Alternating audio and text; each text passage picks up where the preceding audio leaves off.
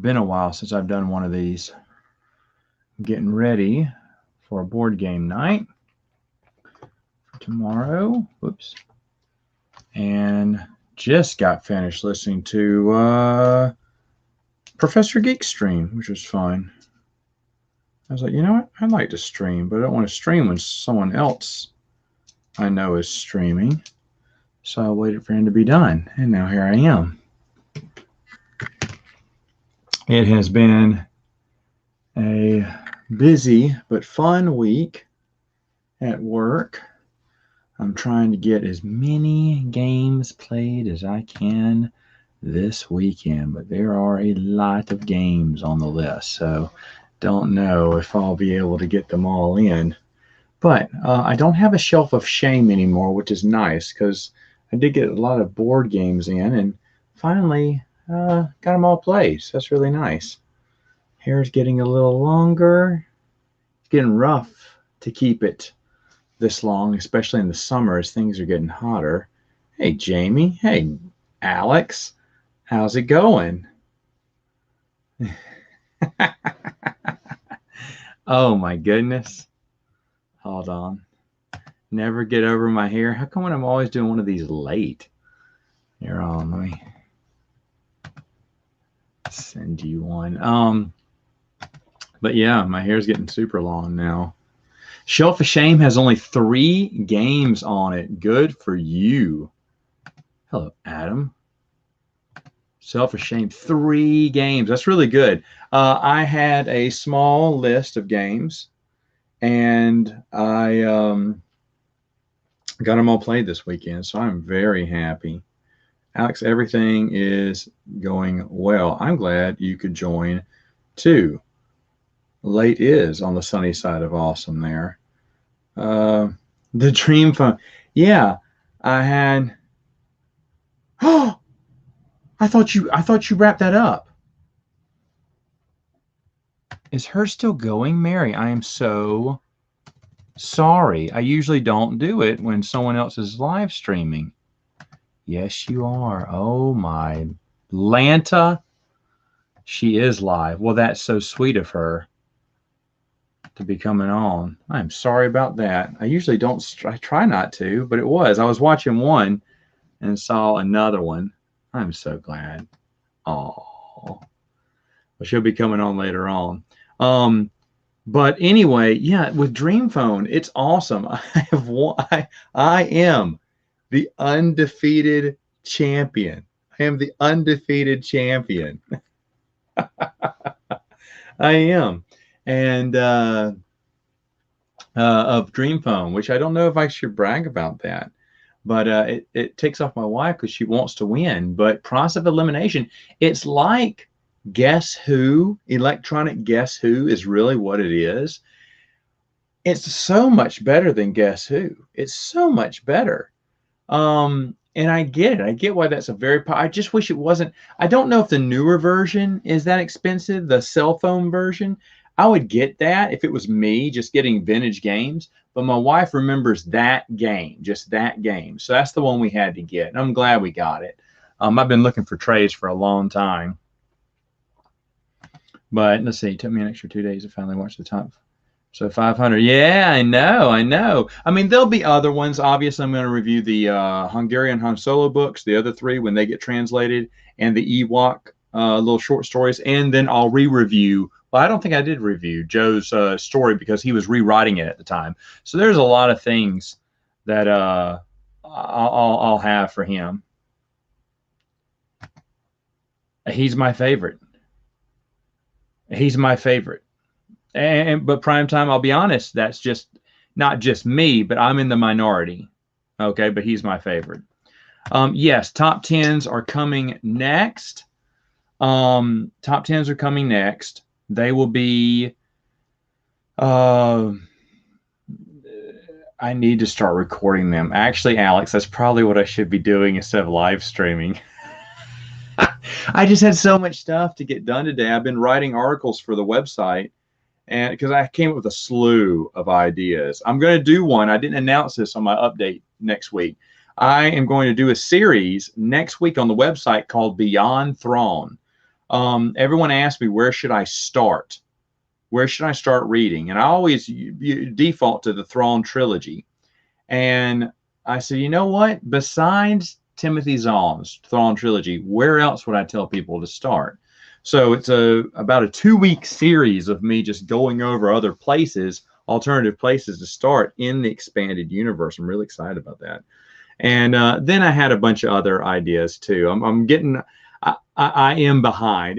May has been an extremely busy month for me. So I usually should, by the end of the month, have all of June's posts ready to go. And I do not. Now, I'll be honest, I am missing someone. Someone hasn't turned in here. Well, a few people haven't turned in their articles to me. And deadline's coming up. It's over Memorial Day weekend, so I doubt I'll get it posted in time. So I'm going to be a little short.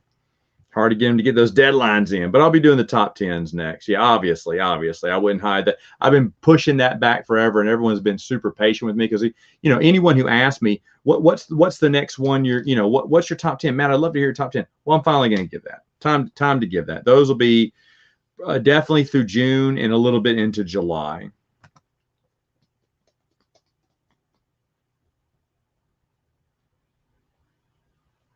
Oh yeah, awesome. Thank you. Appreciate it. I will be doing my worst too. Worst best. Yeah, it's gonna be really cool. It's gonna be really cool. I'm really excited about it. I am. And actually the title of it, the idea came from Chris Nelson. I said, Chris, I want to do a series about this. And I said, but I'm having trouble coming up with a catchy title. And he said, Beyond Thrawn. I was like, that is wonderful. That's better than I could have thought of something. So that's what I made the series about. And there was another one I was gonna write, but then decided not to because I don't have it's like unexplained things I'd like to know more of in the expanded universe. But the thing is, though, there's very little known about it in the beginning. So what do you just say? Here's this. Love to know more about this. Here's this. Love to know more about this. Only thing we know about this character is this. Love to know more about that. And it just didn't feel right.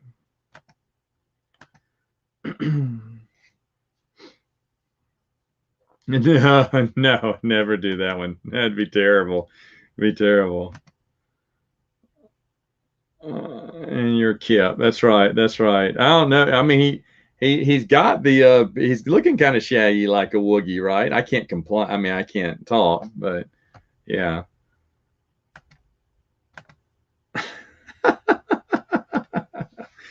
I'm hopefully going to have a nice, more civilized age next week. I haven't gotten everyone that I wanted. I'm trying to hear back from someone. I probably won't till later on in the week. It's my fault. I sent an email to them Monday, but it came back, and I was so busy I didn't have time to rewrite it till Thursday night. So I've given that person a week's notice, but still, it's over the Memorial Day weekend. So he didn't respond back today, which means the Memorial Day weekend he's going to be busy. He may be even off on vacation. Who knows? So, but he said he'd come on the channel, and I want to bring him on, secret guest, and a few other people for the topic. But I don't know. We'll just have to see. And see, this is a man that I want on a more civilized age. Lethal, if I'm recording next Thursday at 9 p.m. Central Standard Time in the U.S., Central Standard Time. What is that in your time? I'd love to have Lethal on. He just doesn't check his email, and I don't have social media. That's the big thing. I don't have social media. It's not his fault. I don't have social media, so I can't get a hold of him unless it's through email, and that's the uncool way to get a hold of Lethal. Yeah, more civilized age is going to go on. We've got several. The topic I even have for next month was not. Oh, whoa, that was a big bump on the table there. I just hardly touched it. The topic I have for this month isn't the only topic. There's a topic I've been pushing back for the past 3 months. So I even have a topic for July and probably one for August already. So it's easy to find topics for that because it's only once a month. you know, but I still want to have a lot of good topics on her. Yeah, Lethal, you can hold on. You can jump on if you want to. I don't know if you have the time or can or whatnot, but hold on. Let me send you one because I love that man. He's a good guy, and he's been coming out. But folks, Lethal's been. You need to check out his channel. He's been coming out with a lot of content lately. Been digging more time into his channel, which is always fun. I always watch Full Aussie.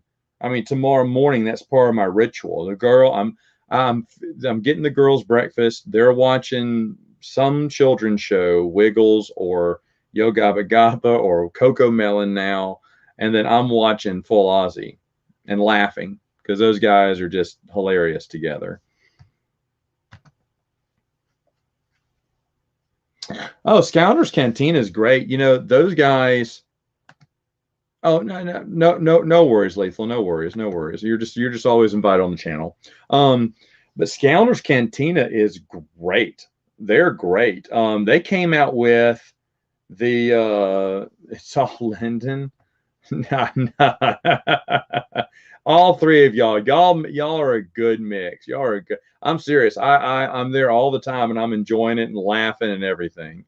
So it's great. You guys do great. Anyway, yeah, I learned about your yeah, Scoundrels Cantina did one about the stormtrooper with the X on his helmet. I just lost his name now.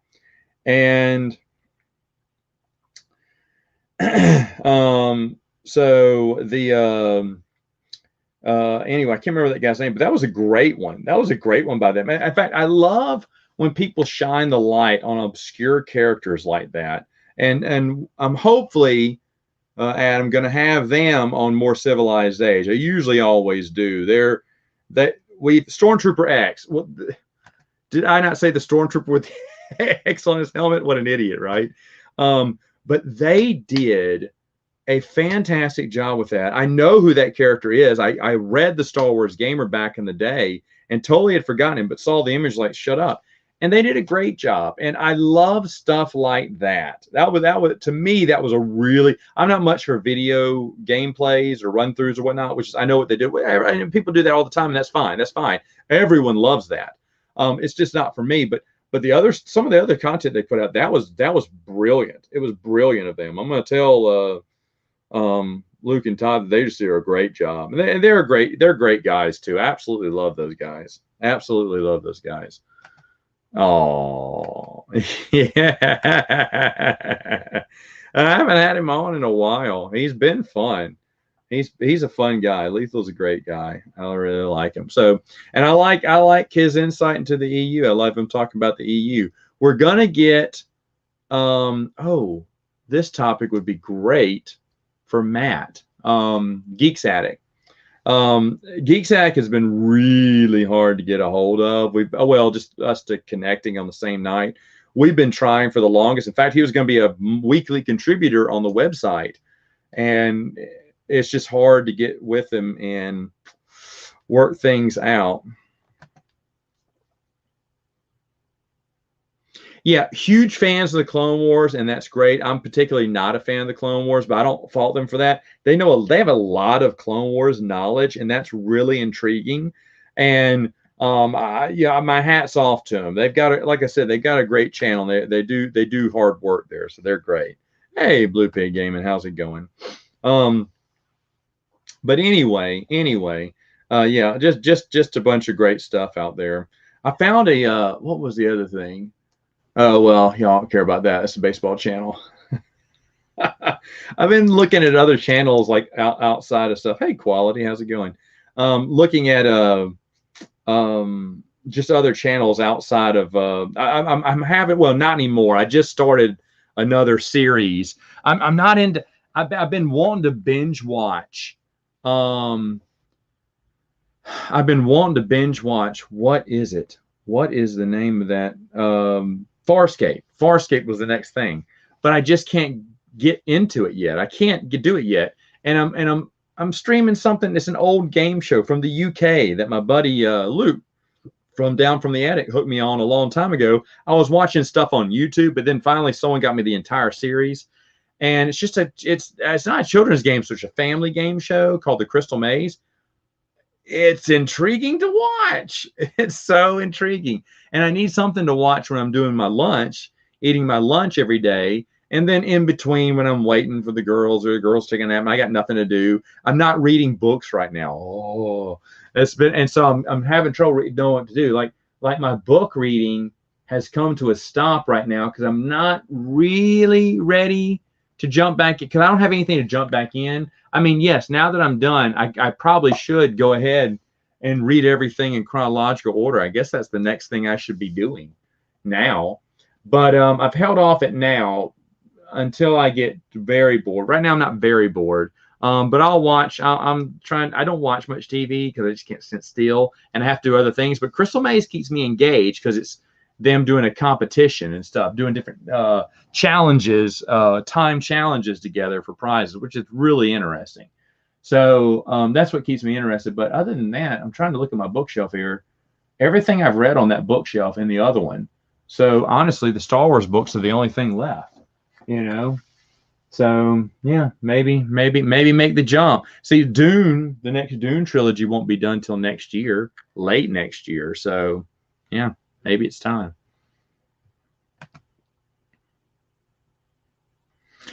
Top tens. We're gonna do top 10 favorite books, worst books, children's comics, stuff like that. Because that's the question I get on from a lot of people, and I've always brushed them off. Say, hey, after this is over, I'll do it. And I think it's fair for me to do those first. So I'm going to do all those first. That's what we're going to do first. It's going to be a lot of fun, I think, because I don't know. Even to me, it may have changed a little bit, but I'm pretty sure because I think I've mentioned if I like something, if it's number 5 or number 4 or number 1 or number 2 or whatever, you know. But I'm going to just put them all together and look it over. I could probably do a top 20. Maybe do a top 20 after I do the top 10, then give you my 11 through 20. I may do that. I don't know. But there's a few things I'll do just to have fun with it. I thought about doing one for role-playing games, but I only love a handful of the RPG material. Well, hold on. As I say that, could I do a top 5 RPGs? Probably not, but I'm making sure just in case. Probably not. I'll be honest. It would just be West End game stuff. It would just be West End game stuff. It was anything, but I'm gonna say no. I probably won't do one. Ooh, that was kind of good. I don't know. I'll have to look these over in detail to see if I could do one. Would that even be interesting to people? Top 5 RPGs that I like, of West End games, because Wizard of the Coast and what's the other one? Fantasy Flight. They were okay, but not too many memorable ones. But I don't know. Chris, Stieg, yeah, OG, Ryan, yeah. Do they know it? Brian knows it. Brian's a good pick, actually. Yeah, Brian's a good pick. Brian would know a lot of that. Do you think you'll ever read some of it? No, I won't. It's just, and Blue Pig, I don't mind if anyone else reads it. I really don't. I've always said this. I don't mind if you like the new canon. It's just not for me. It doesn't interest me. And if I'm going to reread something, it's going to be all these. It's going to be all these. And it will be. I was kind of going to wait till the year 2022 just because it's 2022. I had some other projects I was going to do. I may be writing scripts again for dinner theater. So if so, that's going to take up a ton of my time. There's a few things I've thought about writing. It's just finding the time to sit down and write. So that's the only thing. Maybe when I'm at the beach, maybe I can get some of that stuff done. You know, Chris, who are the other ones? He's talking about Chris, Stieg, and OG have a show.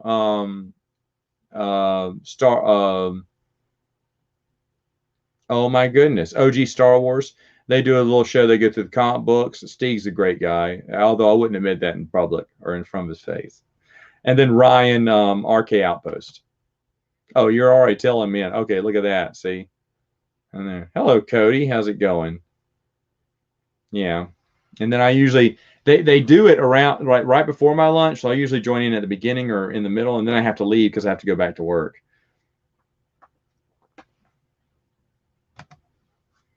Yeah, I talked about that to him. I am not a fan of mixing canon, but that's just him. That I mean, that's just me. That's just me. I'm not a fan, but they're fans, and so is my good friend Joe. Tony, what's going on? I pulled up our old picture together when I came down to see you. I had so much. I still think about that. That was so much fun. Yeah, the show's called Coffee Chat. Yeah, it's good. They go through comic books and they talk about it. Stig's there for the humor. It's a fun show. Everyone's telling me about Meg Meg reviews. Um, and I've watched a few of her stuff. She's quirky but fun. She's quirky but fun. I know that's a favorite of theirs. Oh, look at this. Oh, come with some of your videos covered you from Heart of the Jedi. Oh, excellent, excellent. Yeah, when it came out on, it got republished on Amazon. Everyone started my old review pulled up, and the reason I wasn't specific is because I wanted you to read it. And that's all my. If you've noticed, my reviews were basically. I said this at the beginning. I wasn't going to do a regular book review. I'd give you a overview and then tell you what I liked, maybe give you continuity connections and stuff like that. But I wanted to be different from everyone else's book review. There's nothing wrong with people doing book reviews at all. I watch your book review probably if you've done a review on the book because I like hearing what other people think. But I thought, well, what can I do different? And everyone's like, I wish you would have gone more in detail of the story. I was like, well, read it. Read it and find out for yourself. Oh my gosh. Okay, now I'm falling behind in the comments, so I'm going to be skipping over some of this. Before, is there any necessary reading before I'm trying to read chronological? Well, all right, Blue Pig Gaming. To be honest, now this is just me. You're asking me this question, but other people may say differently, and they could be right too. I really think someone should read through Bantam, at least read through all of Bantam, and then start New Jedi Order. Just because there's so many connections from the old Bantam books that that a lot of the reveals and a lot of the twists and surprises or guest star appearances you'll totally miss if you haven't read Bantam. That's just me. That's just me. And take your time because I think New Jedi Order is excellent. I know you do. I know you do. I'll be honest, man. If Tony wants to learn something, he dedicates everything to it. He has got soul focus. Those horse blinders are on. He does nothing but finish it through, which is a good trait. Which is a good trait to have. But I know you are perfecting your art, sir. I know you are.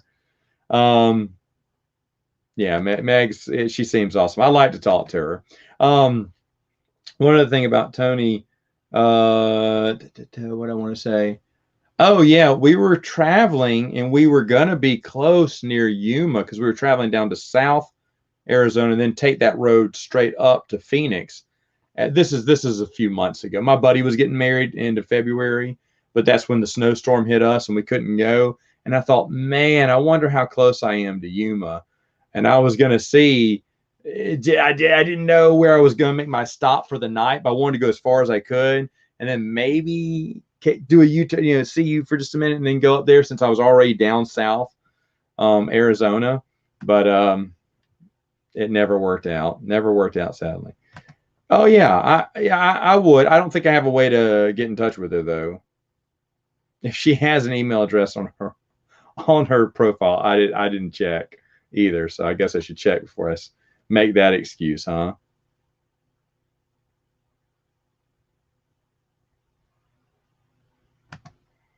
Oh, Kevin J. Anderson fan. Nice. Really awesome. Glad you are. I love the Jedi Academy trilogy, Star Wars timeline. I'm a big fan of that. Glad you are too.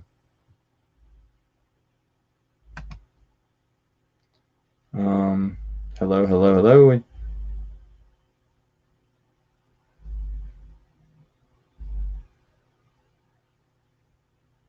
Um,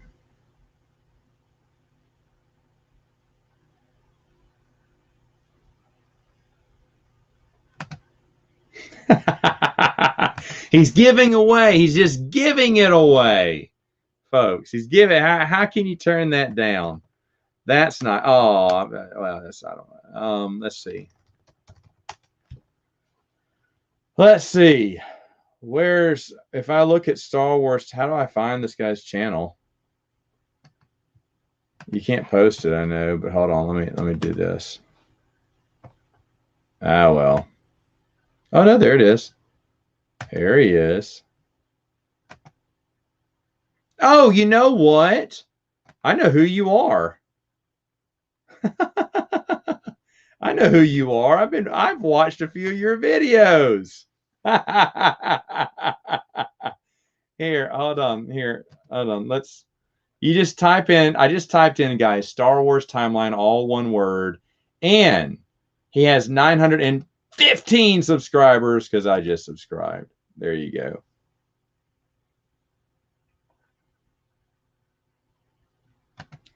But anyway, there you go. I've seen your videos. Yeah. Love your energy. Love your energy. I think it was during Heart of the Jedi that I watched a few. Is your heart anything subject? I was looking at anything on the subject of Heart of the Jedi. There you go.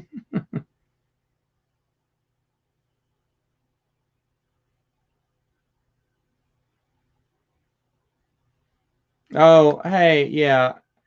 Don't worry about that, man. Don't worry about that. In fact, you need to reach back out to me. This is a terrible weekend for me, but let's get, you wanted to get an interview with me, so let's get together on that. Send me another email. Let's get together on that. Don't worry about that. Don't worry about that. You're the one doing me the favor, so you don't. No excuses needed. Yeah, you know, I'll be fine, but we need to do that interview, man, for sure. Don't hurt yourself over that. You know, you were very kind to offer.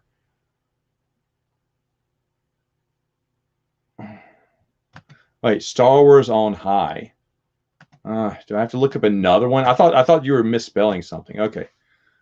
Star Wars on High. On High what? Oh, look at that. Star Wars on High. Welcome to Star Wars. Well, I'm welcome to Star Wars on High. I don't know who this guy is. Let's see. Star Wars on new content. I'm kidding. I'm kidding. I don't care. I don't care. I don't care. Yeah, that's great. That's great. I probably won't watch his videos if it's new canon. Hey, but you know what? You know what? I'm cheering for him. I'm cheering for him. If you like new canon stuff, that's what he does. So go check him out. We're doing top tens, sir. Top tens. That's how I'm going to do it.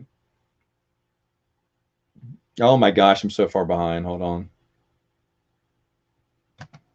Oh, there you go. Yeah, I know. I heard you talk about Bantam novels and your excitement and everything. I was excited. And by the way, folks, when I was talking about people getting extra copies, actually it was you, Star Wars Timeline, and a few others who I was talking about who was doing it right. Oh, ladies and gentlemen, it's about to get popular in here.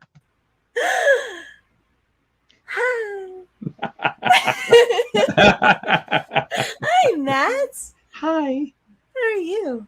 I am excellent. How about yourself? I am just dandy. That is wonderful to hear. I did a whole stream where I got to just sing lots of songs.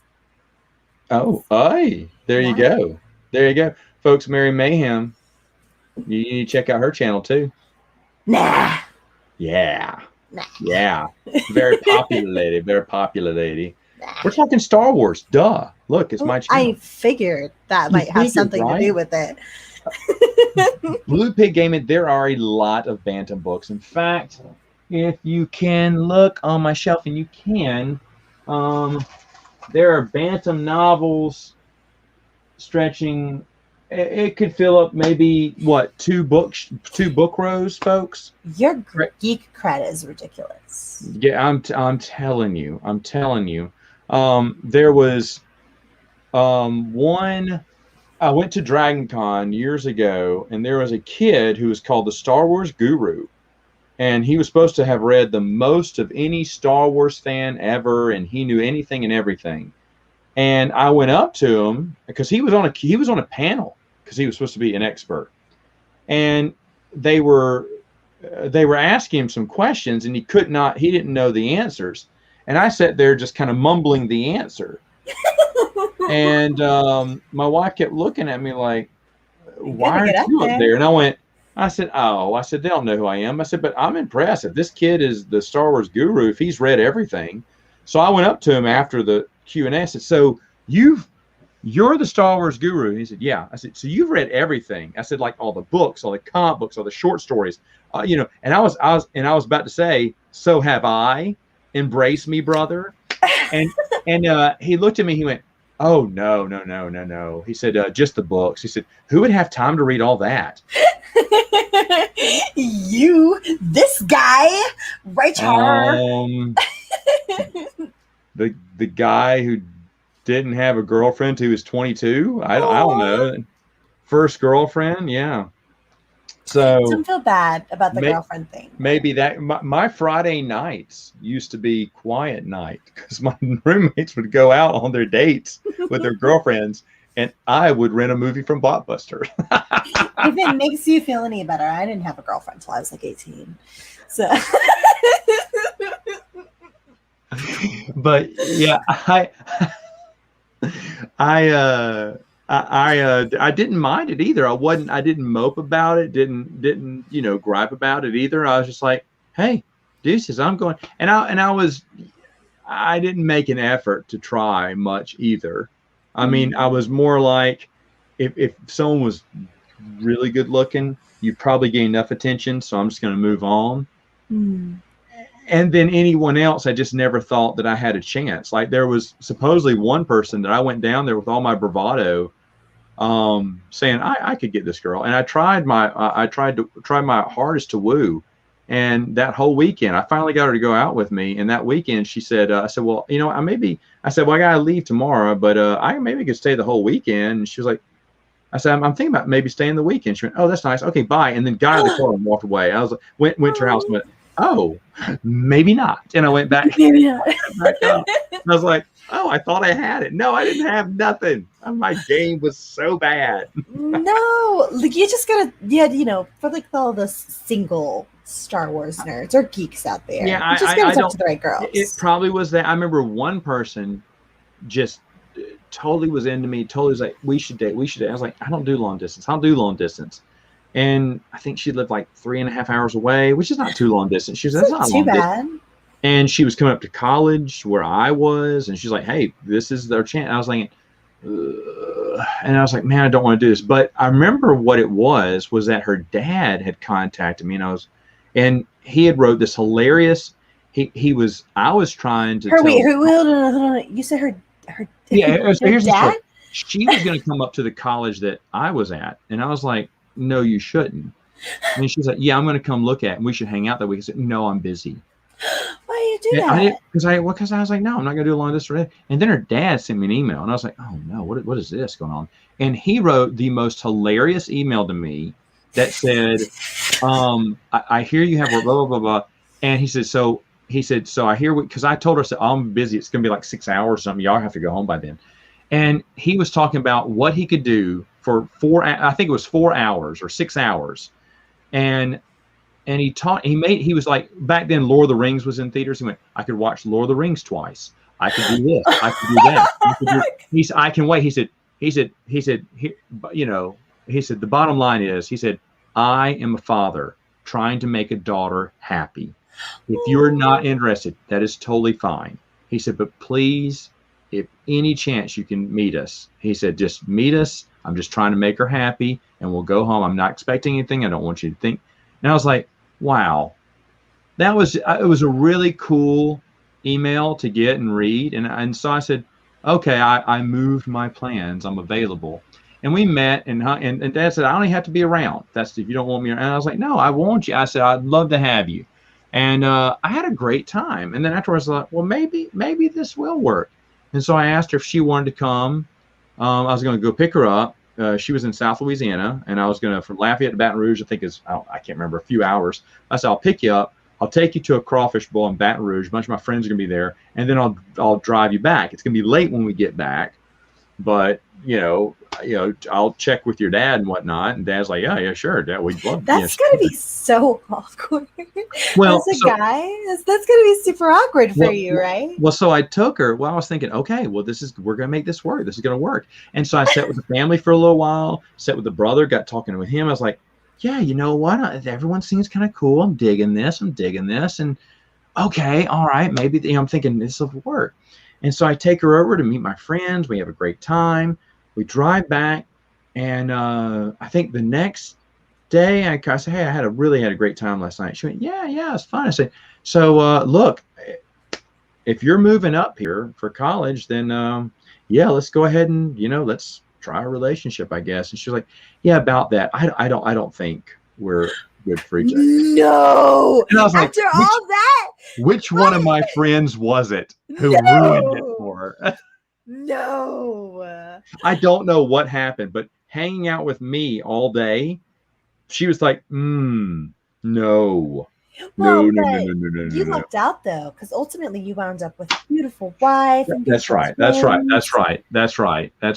I just thought it was funny because it's just, I took in rejection like I took in air back then. It came naturally. If it makes you feel any better, I took in rejection a whole lot as a teenager. You're such a liar. I know. Right, No. I was fat, man. I was a really fat teenager. So that didn't change till I was a lot older. Okay. All right. So as Crystal Star before New Jet Order, yes, it is. And it's not very good, but I personally am excited to reread that because it's a little silly. It's a little silly, but it may be a good silly, but try it anyway. Let's see. Oh, quality. So you're talking to quality. Ugh, I'm kidding. No, I haven't read this. Game of Thrones. Have you read the books, Mary? No, I was just in the series. So, and I recognize after what is it? I think season 3 it stops following. Season 3, I think it is. Okay. It stops following the books. So. Well, I don't want to read the books until they're finished. And right, it's not going to be finished. R. Martin will die. Before they're done. So I'm not going to, because that's what happened to Robert Jordan. I started his series when he said, I have one more book left and I'm writing it now. I said, well, let me go ahead and start on this 14 book series or whatever when the 15th book comes out. And then he died. And then it took a few years. And then Brandon Sanderson took it over. I was like, okay, well, maybe it'll be out. And he goes, okay, it's going to be a few more years because I got to write 3 books to an ending. I was like, table flip the whole thing. I was like, I didn't want to be stuck waiting years for the next novel. And I ended up waiting years for the next novel. Now, to be fair, I think I came in on Knife of Dreams, which was supposedly there were 2 more books going on. And I thought, well, by the time I read all those, but oh, well, but I'm never going to do that again. I'll never do it until it's finished. I like Black Fleet Crisis, to be honest. I'm a fan. But again, not many people are. Waru all the way. He's an interdimensional space being. Banana. I don't know what that means. If you spell my name backwards, I go back to the 5th dimension. Snickle. Tom. I don't know who gets that joke. Bonus points if you do. I don't get nothing. I don't even know. That's a comic book joke. It's a nerdy one too. Oh, okay. Jedi Academy's your favorite. I love that. Let's see. I'm trying to catch up with these comments, which I never will. I sent some people overs, so. Oh, okay. Tony, I'll see you later. Yeah, I know. You interviewed Kenneth C. Flint. You need to check out that interview. You sent something, another Marvel of 108 coming? Not right now. Not right now, but good for you to get extra copies of that. Heart of the Jedi. Oh, thanks, man. Recently admitted no plan to. Oh yeah, no plans. Oh, did you not hear about that? Did you hear about that? Yeah, I did. I heard about it. I rolled so hard because we already knew that. Like, it didn't take a genius to look at this and go, "Yeah, it's so stupid. You don't know what you're doing."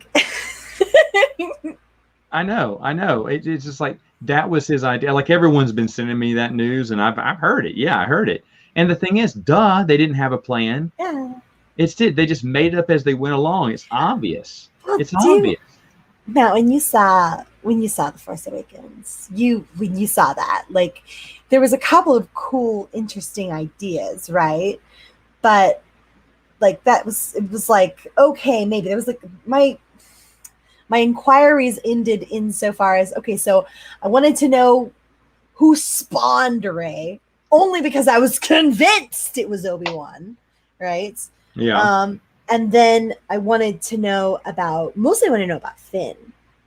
I thought Finn was a cool idea, the concept of like a stormtrooper. And this is, everybody said this is nothing new, but like the concept of a stormtrooper turned, good guy.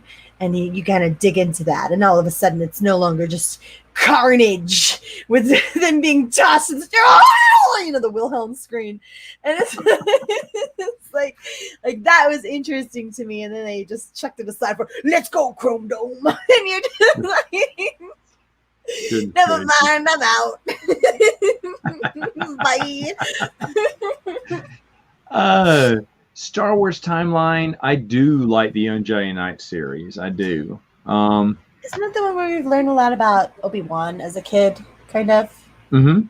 Yeah, isn't that the one where we learn a lot about Obi-Wan? That's the children. Jason and Jaina, Han and Leia's children. Oh, okay. Expanded universe. That's a good series. Siberian Dream. I don't know yet. In fact, you reminded me. I need to ask someone. I have an ideas, and I've never sent that email out this month because I've been extremely busy.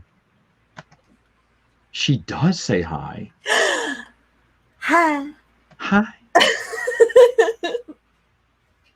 Oh yeah, those books are, any young adult books are hard to find. Children's books are hard. Let's see. I'll be right back, Matt. Give me 2 seconds. Go right ahead. Go right ahead. I'm trying to catch up with all these. Chris, look at that. See, just hi, bye. Done. That's all he's got. Do you think alternative universe Star Trek TV show should be moved to CBS? I guess. I'll watch Picard. You can reach out to me. Go to theexpandeduniverse.com, theexpandeduniverse.com. You can contact us at contact@theexpandeduniverse.com. You can use that. Contact@theexpandeduniverse.com. Yes, there's 2 back-to-back E's in there. Just go to the website and there's the contact us, and I'm one of the people who check the mail there. I don't think I'll be doing that one. That they tried to copy Battlestar Galactica, that's probably it. Are you personally acquainted with Wonder Woman? Yes, she is Wonder Woman. No, sadly, there's not. If you go sometimes, and I try to pick them up when I see them, but it's very rare that I go out this much, but flea markets and antique stores, look, because some of them have it. In fact, I gave all my books, my extras, to a buddy of mine whose house burned down. He lost his entire collection. So I gave him all the copies I had, and I'm still on the lookout. In fact, there's a really good flea market in Mobile, Alabama. I'm going to go to it this summer, and I'll look. But anytime I find that kind of stuff, in fact, one thing I wanted to do for the website, and I need to talk to Chris about this, was I wanted to create a whole nother division where we call it bounties, where you can post a bounty, meaning you're looking for this book. You're looking for the, now everyone's going to want the $200 cop book they can't find, right? Good luck. But if you're just looking for young adult books, stuff like that, for decent prices, we, maybe have an honors code where people try to not scalp you on eBay, but maybe just sell it to you personally for cost or whatever they paid plus shipping. I think that's fair. In fact, that's all I would do. I'd say, hey, I paid $10 for this. I mean, if you that's too much for you, oh well, I'll hold on to it, but it's cheaper than what it is online, and that's what I paid. If you pay that plus shipping, we're good. And I think that'd be fair. You'd have to have a hello, hey there, hey, look out.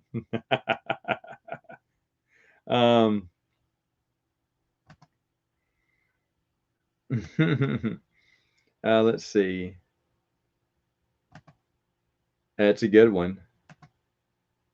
Shaz the Empire. Yep, that was a big one. Thousands of dollars behind me. Thousands.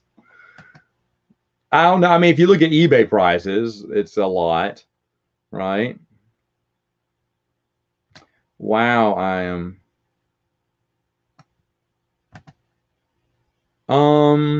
No, I don't drink, so no. I'm just kidding.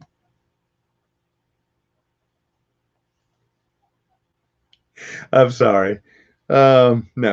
Let's see. That's true.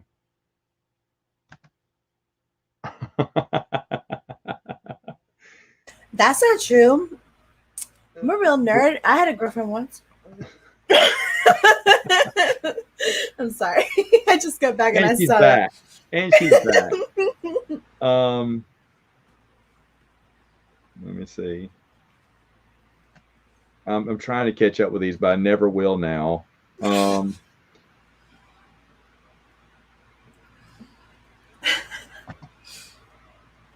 What would you do if you came on one of the bigger channels and you got inundated with the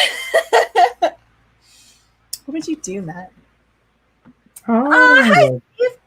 Well, thank you. I appreciate that. Steve's great. Aw. I hide now.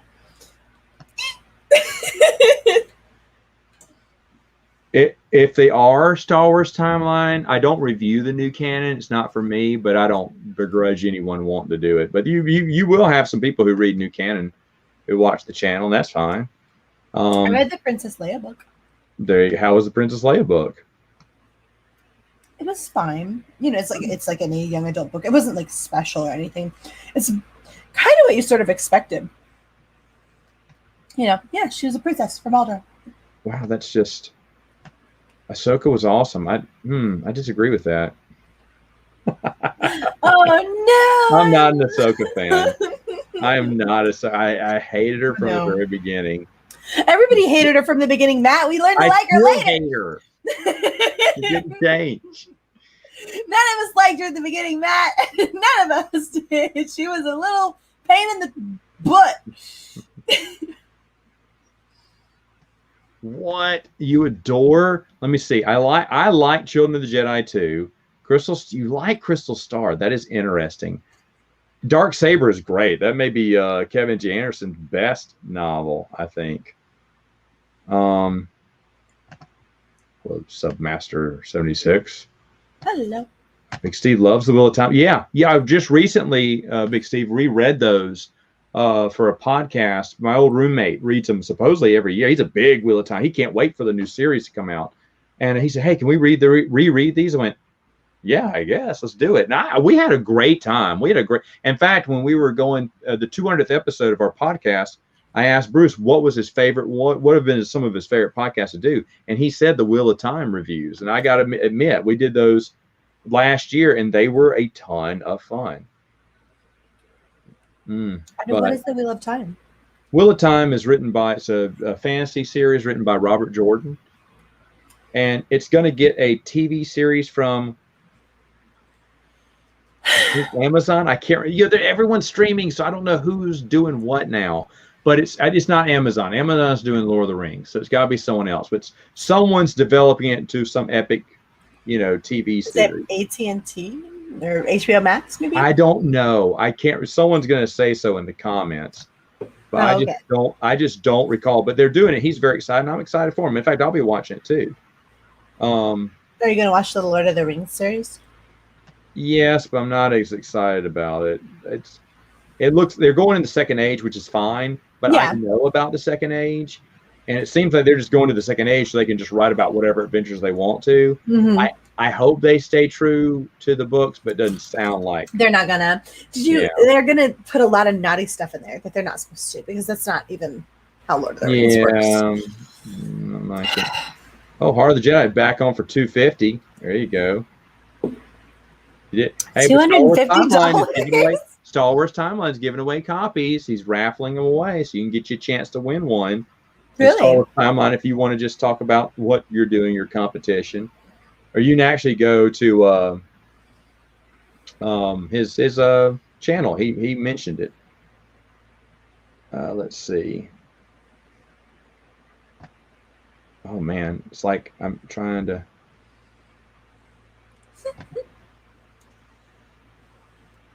Yeah, no, I do. And by the way, if you look through my reviews, every once in a while there was a Star Wars Disney joke a jab I threw. My best one, and I'm proud of it. I'm proud of that video. Everyone wanted me to do a reaction video to the new trailer when The Last Jedi hit, and I went, I don't do reaction videos. It's not. And so what I did is I spliced together a video. I put the laptop, because for copyright reasons, you can't really play certain stuff. So I thought, well, if I'm playing it over my laptop and filming my laptop, maybe, and I got away with it. It never got struck. And so I play it, and it starts off with Rey touching a stone or something, or touching a rock, putting her hand on a rock. That kind of starts, and then it kind of goes dark. And then when it comes back, it's a what's it called? What is it called? Goodness. Compilation. Couldn't think of the word. This late. It was a compilation of dogs pooping. Oh. And the whole time I'm doing this, wow, that's amazing. Is that Miss talking? Ah! And I'm just making all these things. And the funny thing was, the day before that video came out, Del Rey, I found out, was watching my channel and had sent me a package of stuff, or had sent me something. I found it the day before. I didn't even think that video was going out next, and it went out the next day. You're like, oh, he's a guy who hates it. But by the way, no hate for The Last Jedi had come out by then. This is before the movie came out. And now people watching, they laugh, But to be fair, afterward, what people forget, they say, oh man, this is awful. You're making fun of Disney movies. I'm just having fun with it because I don't want to do a reaction video because I don't care. Yeah. And I just having fun. Well, to be fair, when I did The Last Jedi EU novel, I said, okay, editing my video, let's look at it now. And it shows me starting off with my video, and then it has the compilation of all the dogs pooping. And I went, yeah, let's publish this. And I was making a joke on myself too. So, sure. Well, I liked the trailers for The Last Jedi. I thought they were good. Just didn't deliver. Well, yeah. I still look back at those trailers and I cry for everything that could have been. Yeah, I know about Echo Base Network too. I saw some of his videos on Heart of the Jedi too. When Heart of the Jedi was out, I was watching everyone's videos just to see what anyone had to say. Yeah. Coach and Nick, I know those guys. They're great. Say what? Coach and Nick. It's Echo Base Network. Coach and Nick are the names. What's one Legends author you would think would work well with canon to help out the new continuity? I mean, from the book standpoint, I don't know. I really don't. I hear the continuity is a mess in the new canon. It is. I don't keep up with it, but I hear it's a mess. Everyone knows that Nathan Butler gave up on it because just too many things weren't making sense, but he's very particular. But then I saw an article going, you have the story group saying canon doesn't matter or continuity doesn't matter. And that kind of got me worried. I was like, oh, are they really messing things up? But remember, that's not what they said. They said they're getting rid of the expanded universe because they needed to make the way, and everything was going to be in continuity, and it never came to fruition. Oh, here's someone who liked to lay a book. Yeah, it was I fine. love the Stoker from day one. I'm about to ban this guy. He keeps agreeing. Why are you here? What are you doing? That's a dang lie. I'm telling you. Let's see. Scroll down. I'm never gonna catch up with this. Am I a future reading? Oh, Amazon is doing the Wheel of Time. Okay, I said that, and I had to take it back because I said no. They're doing Lord of the Rings, so they're doing both. Okay, I thought so, but I was like, I'm probably saying that wrong. So Amazon's trying their hand at a few things right now. Well, they're just starting off wonky. Well, they just bought MGM stuff, which, by the way, I guess that means that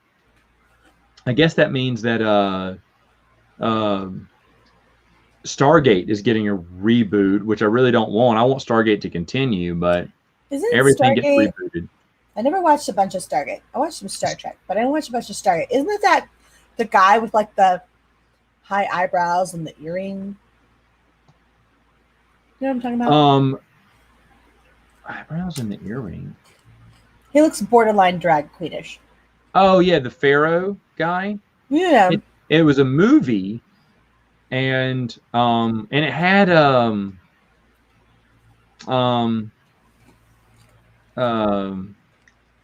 Kurt Russell, James Spade as the leads. So it was a great movie. I remember watching that movie and thinking, "Huh, that's interesting." I didn't watch it. I just knew he looked weird. Oh, you didn't? Oh, okay. No, this is a little too weird looking for me. Darth Millennium? They're gonna be a big. Everyone's talking about. I'm missing out on some of this conversation. Ken is messing. Okay. Oh, it's in response to what we were saying, I think. Yeah, I'm gonna do in Corbin Nihilus. I'm gonna do my top 10 now that I'm done with my reviews. I'm gonna do top 10 this, top 10 that. Comic books, children's books. We're gonna do worst. So I know that's what everyone wants to see. So we'll do that. James Spader. Yeah, not James Spade. James Spader. Sorry. Thank you for picking that up on me. Oh, fans. Lots of fans. That's not a fan. That's my boyfriend. Oh, that's your boyfriend? Yeah, that's Andrew. Oh, well, if he wants to come on, share the link. Yeah? Absolutely. Are you sure? Absolutely. Text him. I'll ask him what he wants to do. Yeah. He's more of a comic book guy. Hello, Nathan. Well, that's fine. We'll talk comic books with him. Question to both of you. What's your favorite? Oh, thank you for this. It's a super chat. The question for both of you. What is your favorite first emotional scene in the entire Star Wars novel movies? Movies? Okay. Favorite? I mean, emotional? I got this unlocked. Yeah, go ahead. Go. It's that moment where Luke realizes that there's nothing left for him on Tatooine because Aunt Beru and Uncle Owen are dead, and their corpses are charred, and he's just standing there. And look, I felt like Mark Hamill did a pretty good job because he looks at it, and he's got nothing left here. He didn't want to be here anyway, and the only thing that held him here are these people that raised him. And in this moment, he has a choice to make, right? And he embraces that, and he goes with it because everything he's ever known and everyone he's ever loved is gone. And that's like it for me. That's like a pinnacle. It's good. That's good. Mine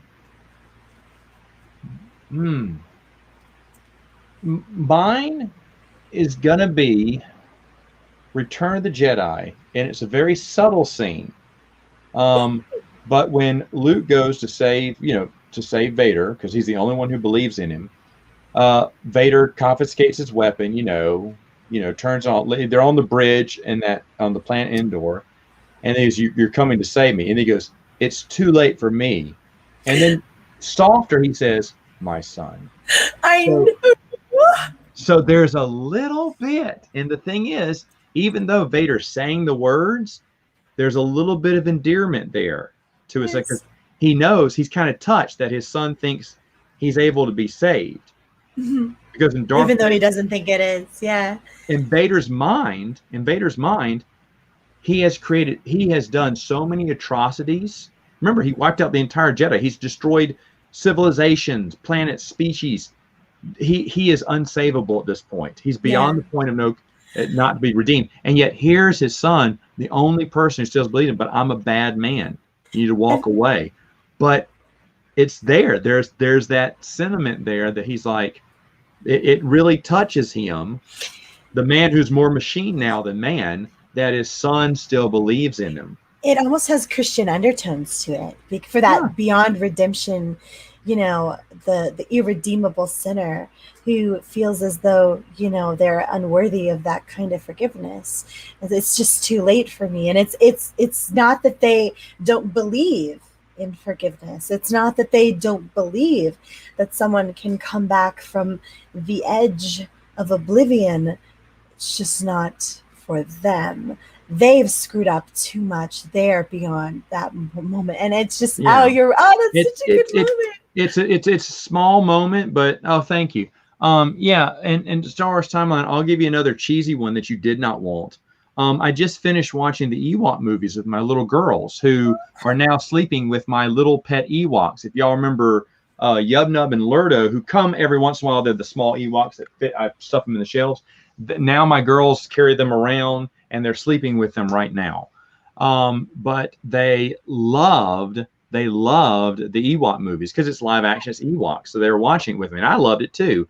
And there's another sad scene in the second Ewok movie called Ewoks Battle for Endor, where and I remember being upset as a kid because Mace, the kid from the first movie, dies at the very beginning, and it was such a shock because you had lived an adventure through him and his sister in the first movie, and to kill them off, and he kills off the entire family like that. I haven't seen that at the beginning. It's dark for a children's movie, but I remember because she's been captured with the Ewoks.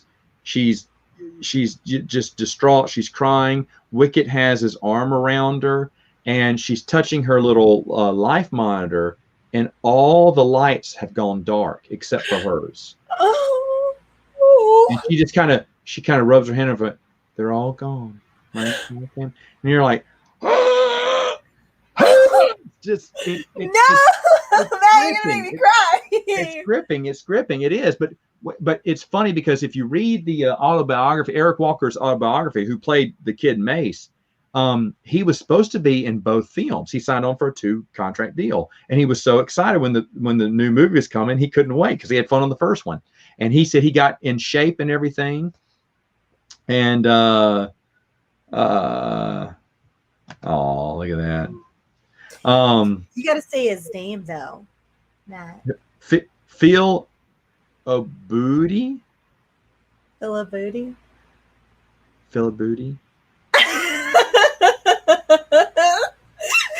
It's like Seymour Butts, only worse.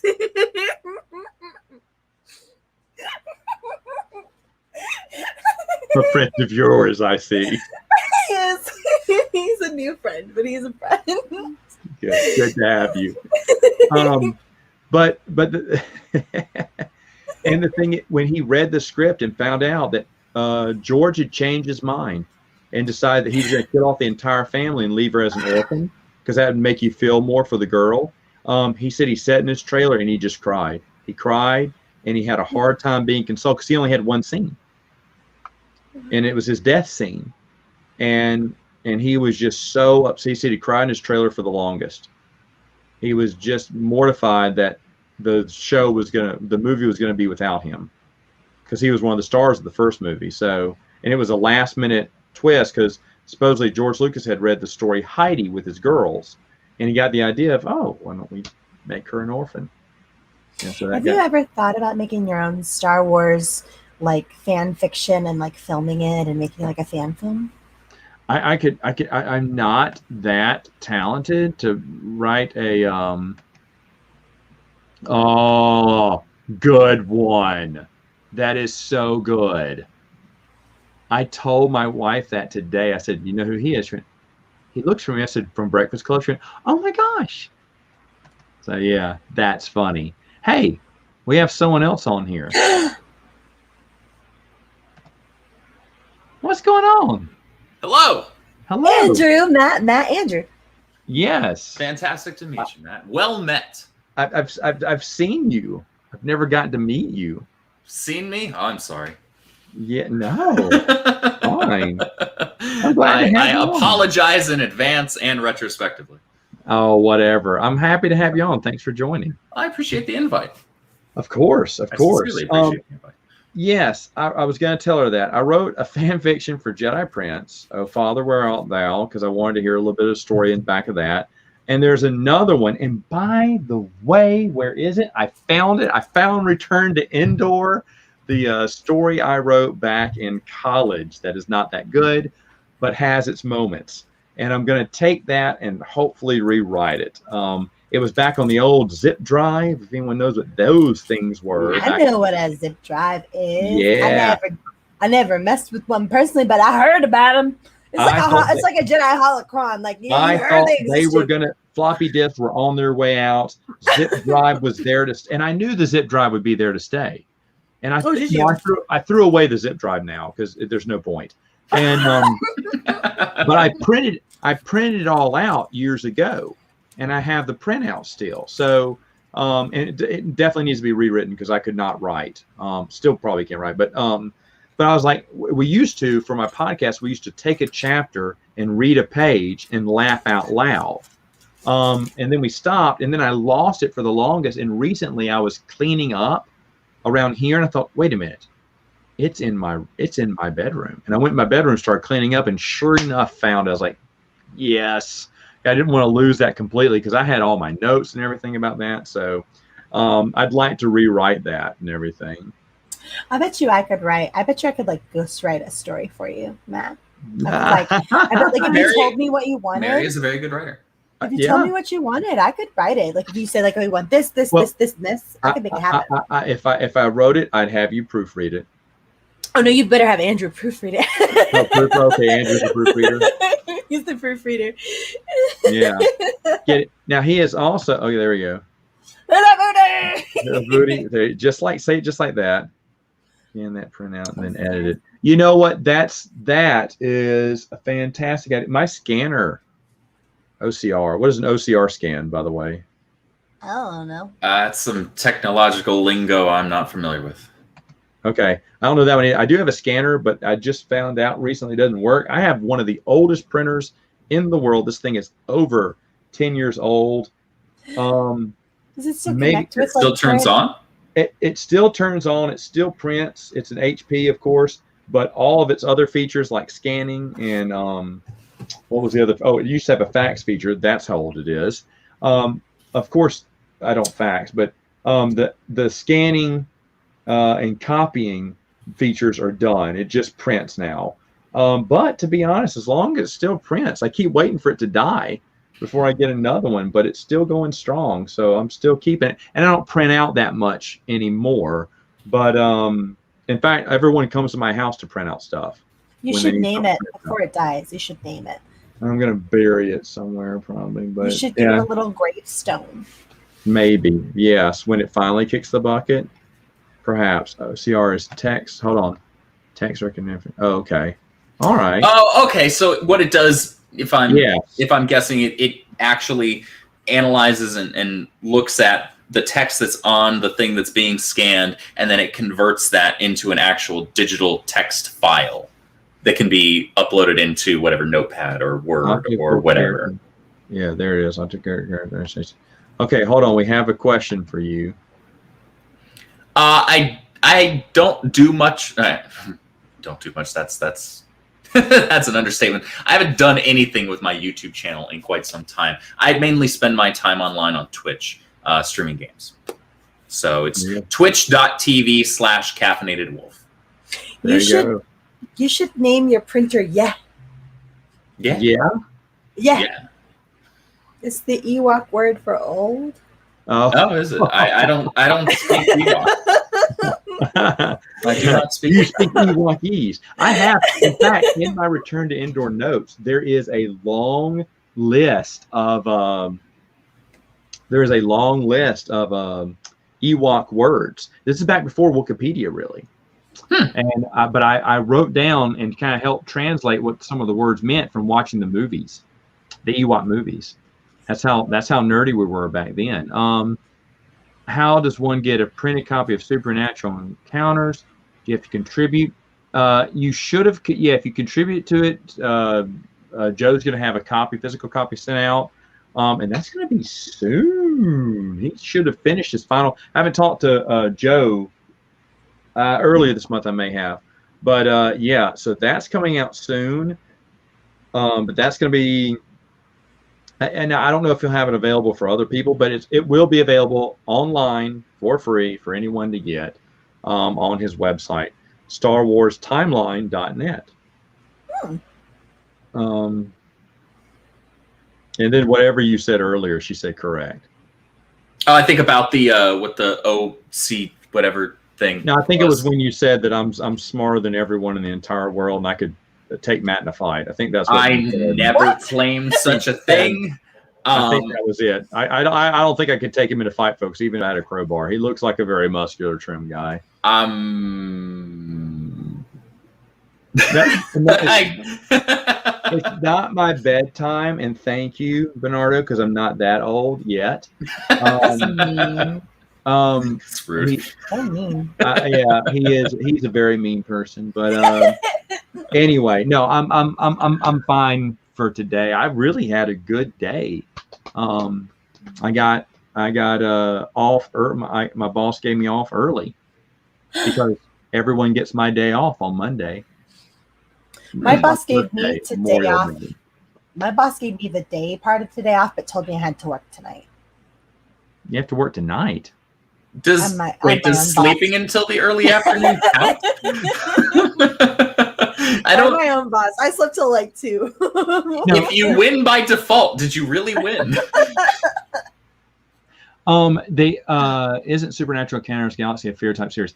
No, it's actually, in fact, Joe loves my description of it. I think it's going to be in the book. As one of the reviews it's the Silmarillion of Star Wars. He said that basically sums it up. It is everything about the Star Wars expanded universe, all the unknown, the ancient, and he is making as many connections as he can. You know, I love connections too, but I'm honest. When I read the first draft of it, this was a few years back before he had added 200, 300, 400 pages to it. I had to, every page I turned, the expanded universe guy, I had to go to Wikipedia every page and figure out what he's talking about now, because I was getting lost because it was really deep. It's some really deep stuff. So basically, it's the Star Wars version of like a combination of Genesis, Numbers, Deuteronomy, and Leviticus. Yeah, because it goes back through the ancient days, the architects, the angels, and then goes into some of the Alan Moore. What's that series called from Dark Horse? My brain's gone by now. But anyway, that's Star Wars fans know what I'm talking about, and someone's going to say it in the comments in a minute too. It's on the tip of my tongue too. But anyway, he goes into all, and then some of the Star Wars UK stuff, the Ewoks cartoons. He explains there is an appearance by a Galaxy of Fear person, and I did an edit for when I read it. That was my one. And I thought he didn't agree with me, but he said he changed the person's character because the person's character did not go in line with what I felt the Galaxy of Fear series did. So that was my one contribution. Plus, I hear, rumor says that in the story, he will come across a historian and his Ewok companion. That's what I hear is in the story. So I read the Bible and I read the Silmarillion, and I'm going to be completely honest with you. I didn't enjoy either. I don't. Come on, once you get through like the first third of the Silmarillion, it becomes a really good book. Hashtag pray for Mary. I'm good with that hashtag in the chat. Let's do that. Wow, Matt, you have to save me from this vile man. No, yeah. It's his idea. Yeah, I just thought it was a good one. Be it like they did, but I gotta have that. I gotta have that music playing in the background when I do that. Oh gosh, I remember watching that for the first time in theaters and going, "This is me. They know this." I never saw Office Space. Oh, I don't know if it's aged well now, but it was funny back in the day. Oh, you uploading a video, Bernardo? I'll believe it when I see it. By the way, Bernardo, game night's tomorrow if you want to come over. Don't use being thousands of miles away as an excuse for not coming either. You can buy a plane ticket. I'll let you sleep on my couch. I'll let you sleep on my couch, Bernardo. Also, how many unofficial public things do you have in your collection? You know what? I have a few. I can't name them all off the top of my head, but I have a few. Some of them are stuff that I self-printed. Blue Pig, I did these. I bring these out all the time. These 3 Tales of the Galaxy books, hardback, of course. Basically just taking a bunch of digital stories that were just hard to find or just not in print and putting everything in print. There should have been a volume 4 last year, but Lulu shut it down because even though I don't say Star Wars in the title, I had Star Wars on the cover and they nixed it and they booted me from Lulu. So I need to find a new place to do a hard. I want it to be hardback. There's plenty of places to do paperback. I want it to be hardback. But unfortunately, I don't have that haven right now. Lulu was my best record, but I do that, and then like stuff like I have a book of all the I've shown that off before too. It's somewhere on my shelf of the web strips from StarWars.com, old school web strips. I used to save them and copy and paste, so I have that too. Max Rebo is Ortaloon. He's an Ortaloon. Get it right. I'm kidding. He is an Ortaloon, but that's nerdy to say. That's nerdy that I correct you on that. Nothing wrong with that. Alex, why are you pumping your channel? Why am I highlighting this comment even? I don't know. I have no answers for you on that one. Oh no, I love the Silmarillion. I'm a big Lord of the Rings fan, man. I've read History of Middle Earth several times. No, I'm poking. I enjoyed the Silmarillion. I'm just talking, but there's a lot of begats and just really tedious things to get. Numbers, Deuteronomy, and Leviticus. I wasn't joking or being hyperbolic. That's what it is. I read it. I did too. I'm the imbecile that decided that I should read that and do a book report on it for my junior year in English in high school. I thought that was a smart thing to do. Guess what? The joke was on me. That was a really dumb decision to make. Yeah. So Supreme Overlord, yeah, some of the books that I have, because I have all those hardbacks. I have The Last Jedi in hardback, which I hear is just nuts crazy go online right now. And I didn't even know that. And there's a few others like that too that just go for nuts. In fact, my Heart of the Jedi copy, I showed this last time. Where is it? My Heart of the Jedi copy is in hardback, which is even more rare to find than the paperback because this is part of the first run. And there is only, Chris Nelson can correct me if I'm wrong, I want to say 10 or less of these in public. This is from the first 2015 run. Can I check something? If you didn't order it on day one, you didn't get it because Lulu shut it down. Jeez, that's crazy. That one's I don't know how much it would go for, and I'm not interested in selling it because I just bought it in hardback because I wanted to, and I bought a paperback too. I bought 2 paperbacks, gave them to a friend of mine, and thankfully Kenneth Flint, the author, got the other one because they found out it shut down real quick after Lulu it posted on Lulu, and he didn't get a copy, and so Joe reached out to me and said, "Matt, do you have a copy?" I said, "Absolutely," for him, yes. So I'm glad I got a copy. But here he has a copy of the new version too, because I was going to get him one for that too. But Joe already got him one. He didn't pause on that. Well, it's not that you didn't pause on buying it. It was only there for just a little while. And if you didn't get it on Lulu, that's why we reckon only 100 or less copies existed prior to someone posting it on Amazon. That's crazy. Yeah. That's crazy. But I'm happy. I'm happy people got a copy if they wanted it. If there's a hard copy of a book, a Star Wars book that I would love to get that I don't already have, I've got the hard copy of Revenge of the Sith. I would love to get the hardcover of the Revan Old Republic novel. Oh, yeah, is that one hard to find? I don't know if it's hard to find. Okay. I just know that I love the book. Yeah, I like everything. Yeah. By the way, I did this. My buddy put these together. He's just a master at, just doing these little Photoshop things. And so he put the covers together for me. I am not talented at all in doing that. In fact, the fourth cover I lost for the fourth volume. So I'm afraid I don't want to ask him to do it again for me. But anyway, he's the one that did that. And then I just uploaded to Lulu and just printed it out. But no, they suspended my account now. I thought it was kind of harsh. I should get one warning. And it's not that I'm selling it. It was all private. It was listed as private. So only if I sent you the direct link, and it had zero. I was making zero money. I was just paying costs like you would on Amazon. I go on Amazon and post it there, but unfortunately they don't do hardback. They only do it for paperback, self-publishing and paperback.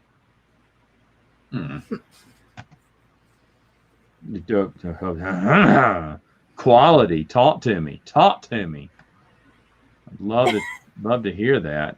I love that, like, Star Wars holiday special picture he's got right there.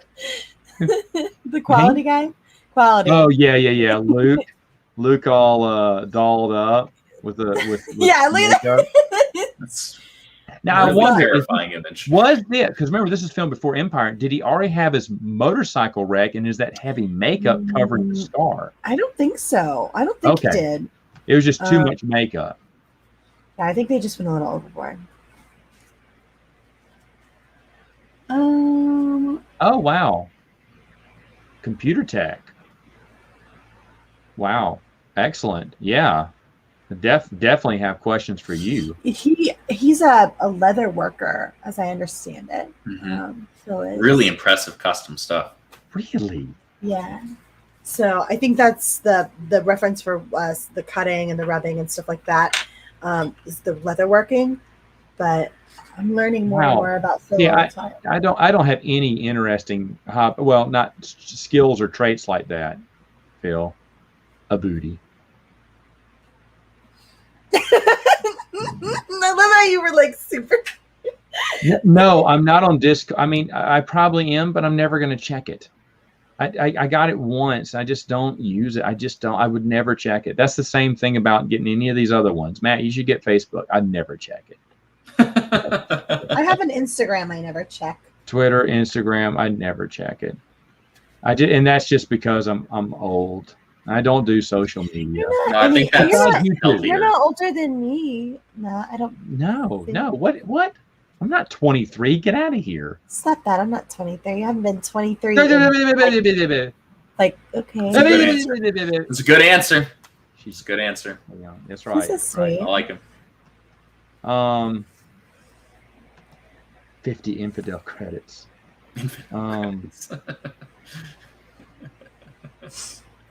I believe it was 10 days, believe it or not. Now, I could be wrong on that, but I believe it was 10 days, a week and a half. If someone's definitely going to correct me if I'm wrong. Not total. I want to say it was just 10 days, but oh no. Oh. 10 days when we found out about it and everyone started posting news on it. You're right. It came out. Dylan looked that up March or late March or something or early April. So what? No, I know what you're talking about. Heart of Jedi, right? Yeah, Heart of the Jedi. Yeah. So yes, it had, but no one knew. And then I think this is because I found out about it the same day as a few other people. It came up in the Amazon algorithm for me, and I was like, "What's this?" And then I got an email going, "Matt, have you seen Heart of the Jedi?" I'm like, "I'm looking at it right now." So that's why we made the post on the website. We were one of the first ones to report it because it came up on my algorithm. I was like, "What is this?" And I just kind of threw it up there as, hey, this is kind of wild. Looks like it self-published something up there. And oh look, there's. I did a reface as Leia. Oh, see, So, see, Leia never looked so pretty. see, yeah, see, here you go. that's Let me my do face on this. Leia's. I have it on the other stuff as well. But it's There's her face. Slave Leia's a And little. here's my old face. And there's her young face. There's Matt's old face. Stop that. I'm gonna get you a cane, a really nice cane with like a nice like Star Wars like head on it. You know, like a. Are you talking to make an alternate account of what? I don't know if he's talking to me.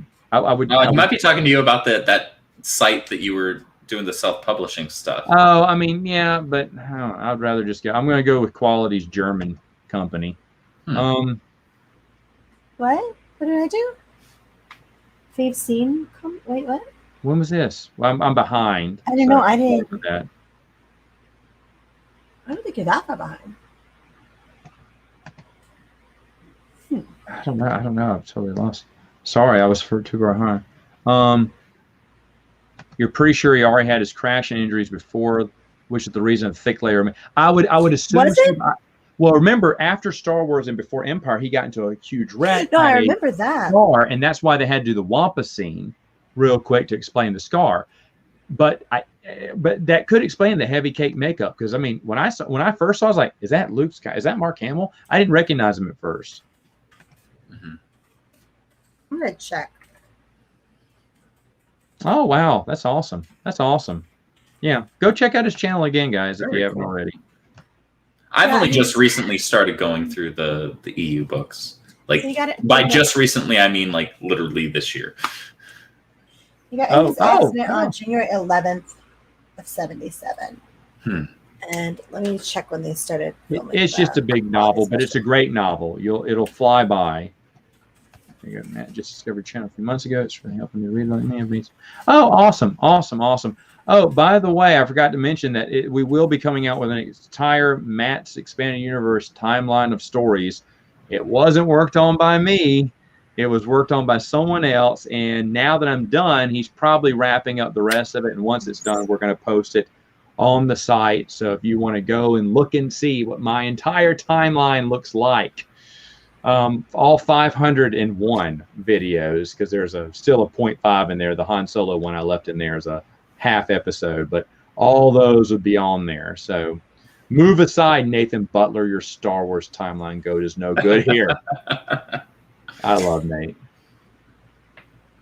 So yeah, it looks like there's about a year and a half difference.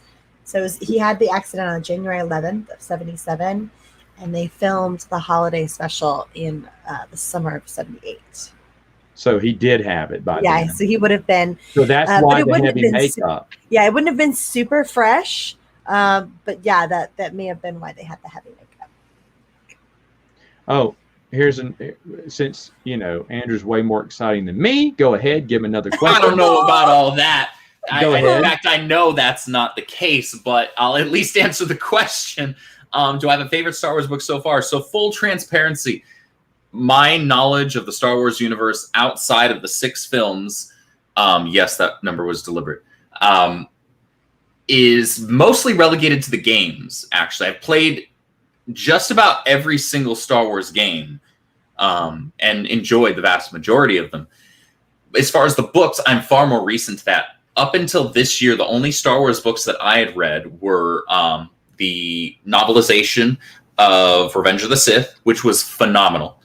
And I grew up with the Jedi Apprentice novels as almost like a second Bible when I was a kid.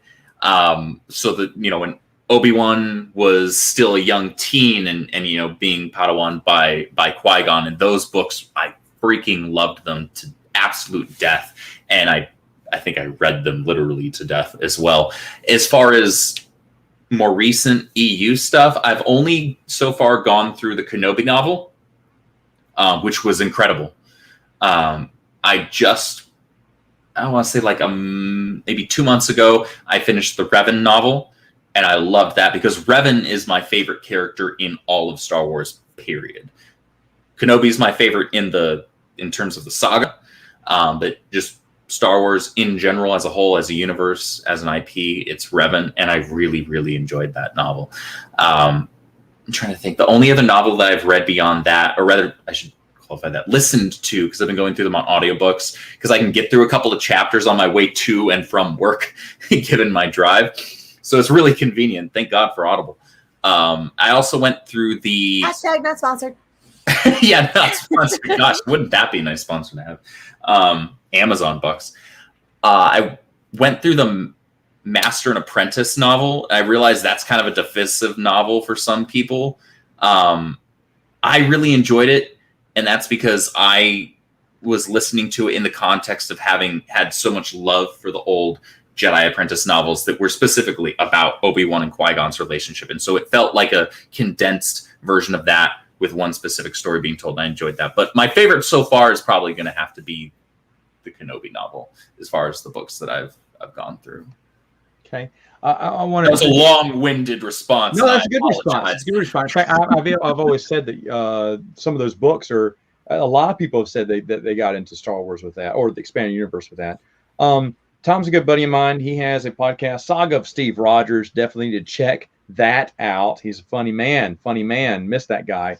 And I saw this sneak preview last night, the teaser for Cobra Kai season 4. It's so funny, isn't it? Like crazy. Are you excited? Are you excited?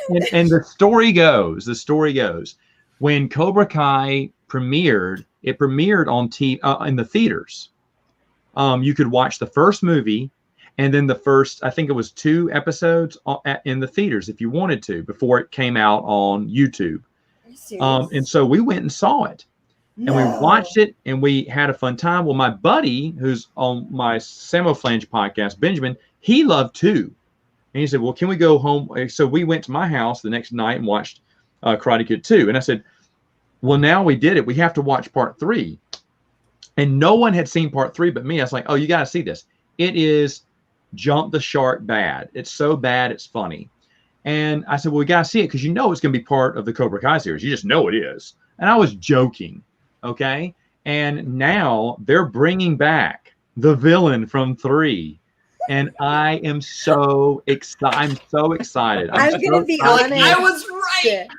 I'm going to be honest. I really didn't think they were going to go that far. Now, I have seen it, but not in years and years and years. I haven't even seen the third one. You haven't seen it at all? I only saw the second one once. I've seen the first one a dozen times easily. The first one is obviously the best. The second one is good. In fact, better than I remembered. And the third one is just really, you're going, but why are they doing this? But that was a lot of sequels back in that era. It's like someone who was 12 or 13 wrote the story to Karate Kid 3 because he was a big fan. He wanted to see all this, but he couldn't explain why all this was happening. And it's just weird. But I'll be honest, when I watched that, when I finally saw that movie as a kid, I went and told my brothers, I went, it's the best one in the series. It's the best one. I remember telling that because I just thought it was so awesome. Yeah, because I'm a stupid kid. And it's not awesome. Why would you do that? Well, the thing is, but to be honest, to see Silver in the outline, you know it's him. And they're doing his quotes. And then it says now it's time for the pain to begin. And I was like, come on.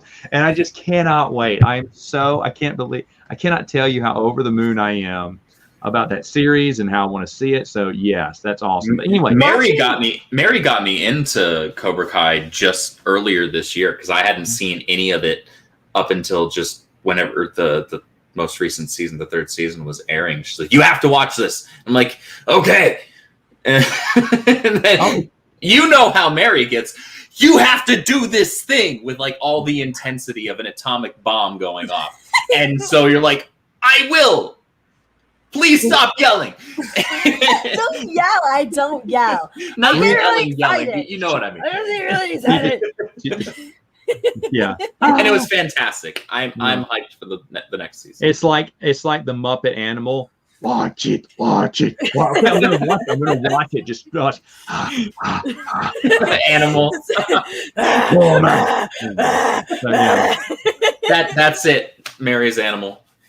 Animal. That's her Muppet.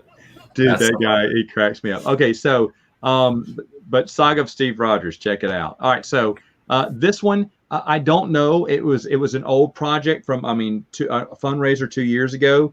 I don't know if he's going to be giving out more or opening that option up again, but keep checking his site, StarWarsTimeline.net, and see as it gets out. How much would it cost to self-hire someone? Stackpole or any author would never do that because that would jeopardize, copyright infringement with them, kind of blackball them and take money out of their pockets. So they're not going to do that, sadly.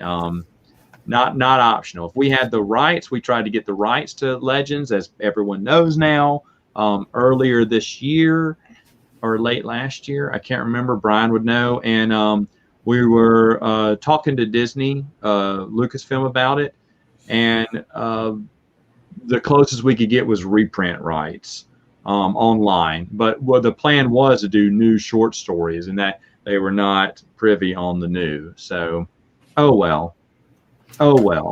I'll restrain my shock and awe. We try. Yeah, I know. Your name is Benjamin too. Yeah. Yeah, my buddy Benjamin. No one knows, but he's tall. Well, actually, we mentioned this on one of our podcasts that's coming out next month.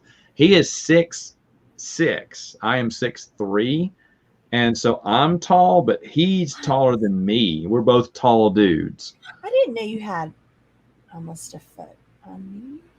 A what? I didn't know you had almost a foot on me. Matt. You're tall. Oh, you're Yeah, fine. she's short as heck. Oh wow, yeah. But I've always been. But you're tall though. You're really tall. You can reach the top shelf. You can reach the top of the top. Mary, I can reach the top shelf, and I'm normal height. No. I'm average height. For if anyone, I doubt any of the board game people are still watching, but I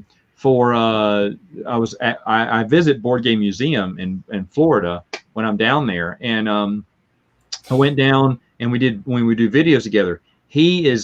Norm is 5 foot, nothing.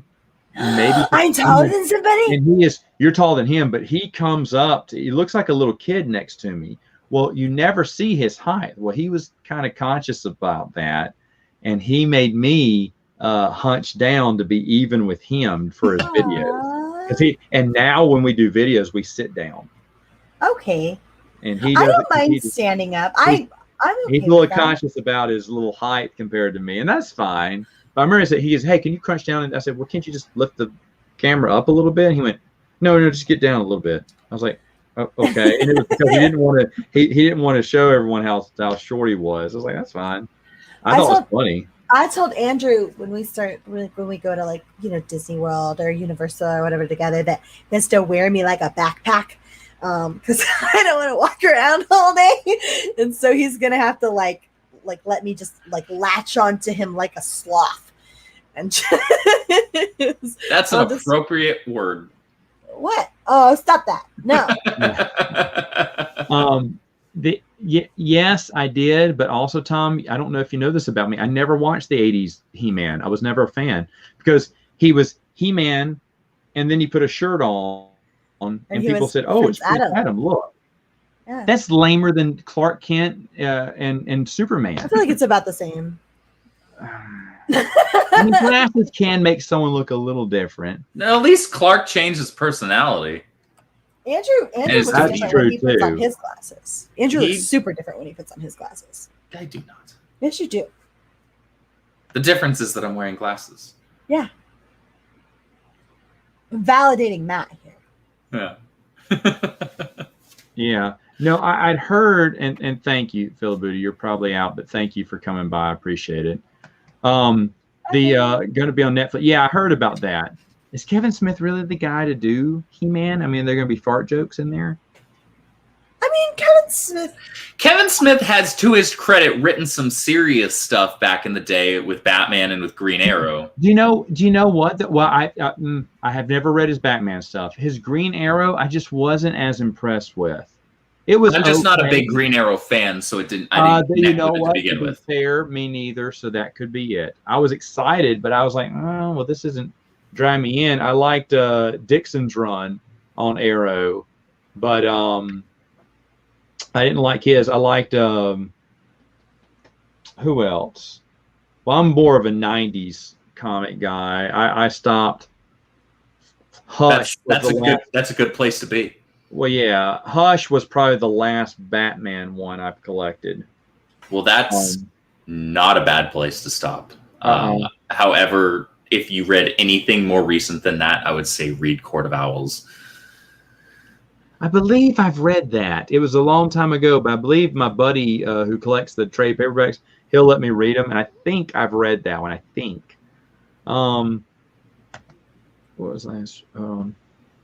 It was just Twin Sons Foundation, and we kind of teamed up together and went and spoke to Lucasfilm about it. And the contact that they have is nice and respectful, but the conversation ended when we said New Legends.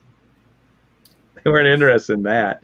But, they were nice to an extent. The guy was nice. And it was weird because we were told to reach out to Disney's office for the rights to that, which I thought was kind of strange. Like, Lucasfilm doesn't lease out. I mean, I guess Disney just licensed everything out from their central station. But that's a lot of licensing requests if it all goes through Disney. Mm-hmm. I just don't know how they keep up with all of it. They didn't keep up with some stuff. Like, they didn't keep up with some things. I'll leave that there. Yeah. Like their fans. Well, Alan Dean Foster wasn't even getting paid for some stuff that they still distribute. So was the start? It started December 11th, 2014. Okay, I couldn't remember. It's funny because when I started that series, people were upset because I stopped doing the defending the expanded universe videos that had gotten me my quick popularity.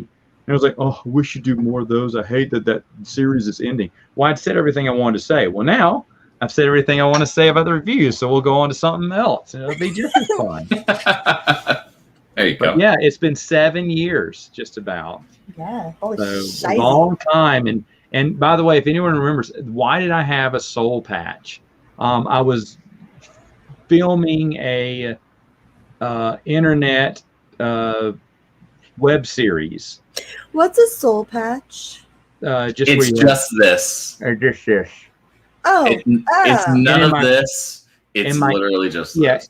In my intro video, in the first few reviews, I have the soul patch because my character had a soul patch and he was kind of a douche, and so that's how you attribute it, I guess, just a soul patch, I guess. And but anyway, that's what they.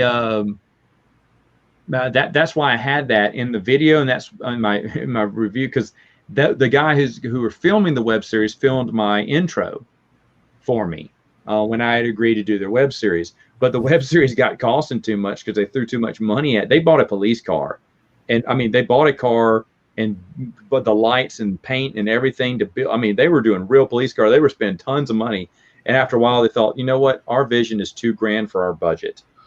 And they eventually stopped, which is sad because they had so much going on. But so yeah, it was. Matt, I am gonna have to apologize and take my leave because I have a set of doges that I'm having to be very careful with my words with because they are doing the walk around. If you don't take me out now, I'm gonna have a problem. I'm gonna make a mess all over your. Oh no, I understand. No, that's fine, Mary. Go for it. I got Andrew here. I'm fine. I'll be all right. All right. Thanks so much for having me, Matt. I appreciate you. Thank you. Thank you for coming on. Have fun storming the castle, boys. Bye. And she's a witch. You think we'll make it? It'll take a miracle. Why not? It's possible. Let me see. I'm gonna try to see if I can catch up with these. Usually, attention wear glasses. Oh, okay, so that's how far I'm behind. We're back on the Clark Kent thing. And I'm probably just going to skip over a few things to see. Also, do you think? Oh wait, hold on. Also, what do you think is stopping Disney from making? Nothing is stopping them. They just don't want to do it. They don't want to do it because they want you to like their stuff, and it's ego. It's ego is what it is. You're exactly right. And what's wrong with an alternate story? What's wrong with having an alternate story? But they don't want you. They want you to want their story, their narrative. Don't like the old, love the new. And the thing is, though, you should respect the people who love the old. In fact, that's probably going to be one of our Prince of the Universe topics come July, because we try not to talk about a topic before we go on the podcast. But I totally broke that rule, and we talked about it for about 15 minutes before I finally cut off the conversation. Stop. We'll talk about it. Let's save the good stuff for on air. Because it's hard to, you don't want, when you repeat it, it's not with the same vigor. It's kind of like, Correct. okay, we're just going through all the things. Correct. It doesn't feel as organic. Yeah, we just name the topic, and if they want further description, I'll say, like this or this. But then I try to avoid, and we don't, the time we hit record is the time we give our thoughts, usually. But let's see. Well, I mean, they don't care. If you don't like the High Republic, then you're a racist. You're a fascist. You're a bigot. You're a fill in the blank. You're everything but somebody who just prefers good stories. Yeah. I'll get a text imminently here. It's fine. He mumbled the part. Gosh, I love her so much. Did you hear that too? Is you're hearing that good? Yeah, it was like that. Might not be. Yeah, it was. You missed that part. That was just at the end there. The pointy hat covers the ears sometimes. He just takes the shovel and he just digs and digs. Neck deep into this as far as I answer that he is already showing continuity. Yeah, a lot of people have told me that lately. Yeah. What's the games are the most rare you have obtained, hardest to find? I mean, well, back then it was West End Game stuff. It was that dadgum, what was it? Because it cost a lot. It was the Guide to Starships or something. I'm trying to look. Yeah, Starships of the Galaxy. That was a hard one to find. Lords of the Expanse was hard to find cheap back in the day. I don't know, but a lot of those West End Game stuff, the Wizard of the Coast stuff was really rough to find. Dun, dun, dun. Yes, you big man. You should believe me. What crap in it? See how they do the negative stickers, everything they just like. Well, I mean, now some of the news, we have to be fair. Some of the news, like the non-binary characters and everything. My buddy who Benjamin reads the new canon. He's not the biggest fan of it, but he was reading it and he stopped right there. He said, "I'm done." It's like, all right, I've hit my limit. I can only handle so much. And the world crap and everything. Okay, that's fine because you've read it, so you would know. I'm not going to challenge that. But what the thing is, though, when these authors, when they get attacked, when their book gets attacked for not being well written, like Chuck Wendig, then he'll turn around and say, "Well, you don't like it because I have a gay character."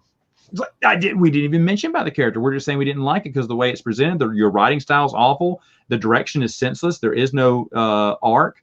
But he wouldn't believe anything because it had to be this, had to be that. Or when they sold a book based off, hey, this is the first openly gay character in Star Wars. It wasn't even the main character. It was a side villain. Mm-hmm. It was a side villain. And that's how they wanted to market it. Well, that's the issue that people have. You're marketing it with that instead of just letting people buy the book, giving them a basic synopsis of the story, because that's what people care about. They care about good stories. Give us a basic synopsis of that to get us interested so that people pick up the book, read the book. That character's in it. So what? Nobody cares. They just read it. If it's well written, that's all that ultimately matters. And Benjamin, I'd love to have you on sometime because the thing is, I'm not against anyone liking the new canon. I'm totally fine with that. I'm totally fine with people watching the new series, the new Clone Wars, the new whatever. I'm the Mandalorian, stuff like that. That's fine. I'm happy people enjoy that. But just the way they pitch it, and you're not going to see me do videos ranting on it. And for the reason I don't do videos like that, because I don't review. If I read it and gave it an honest shot, and then didn't like it, then I have every right to rant. But a lot of people, not everyone, but a lot of people who don't read the books, they don't read the comic books, and they want to rant on it just to rant. Yes, you're correct. That they shouldn't be doing that. And plus, they just want to hate on something to hate. That's why everyone says, Matt, I've never seen the sequel trilogy. I've never seen it. I probably won't. And they were like, Matt, I'd love to hear you watch it because I know you could tear it apart really good. Yeah, but what's the point? It'd be ruining the fun for someone else. And it's not worth my time. It's not worth my time to do that. Now, if I went in there with an open mind and then didn't like it, well, then yes, I have the right to complain. But I know that if I go in and watch that, I'm not, oh, you might like it, Matt. There's some, what's the one that everyone loves? What's the new movie that everyone loves? It came out second. It's not one of the. Oh, Rogue One? Rogue One. Everyone People love Rogue One because of one scene at the end. Well, I don't know. But everyone's saying, well, Matt, that's, if you have to watch any of them, that's the one. Okay, here's the deal. I would despise it because this is my story here. Does Rogue One follow the old canon? The answer, no, it does not. Okay, I know the synopsis of the story. I've heard people talk about it. My friends keep telling me about it. They said, did this happen in the books? I went, no. In fact, the exact opposite. So, but the thing is, though, I'm not going to sit there and watch it because I know I'm going to hate it, and then I'm going to gripe about it. And the thing is, though, if people say this, I'm boycotting this new Star Wars. Okay, you're not boycotting it if you weren't going to watch it in the first place. Okay, folks, I'm boycotting Burger King. Not because I dislike the company, it's because I hate the Whopper. That's not boycotting. You're just not going there. If there's a place there was a place I did boycott in town, I love their food, but could not go there because they lie. They say they support the community. They do not. They like to say that, but they've never once supported any community.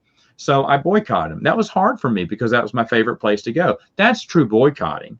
If it hurts you that you're missing out on it.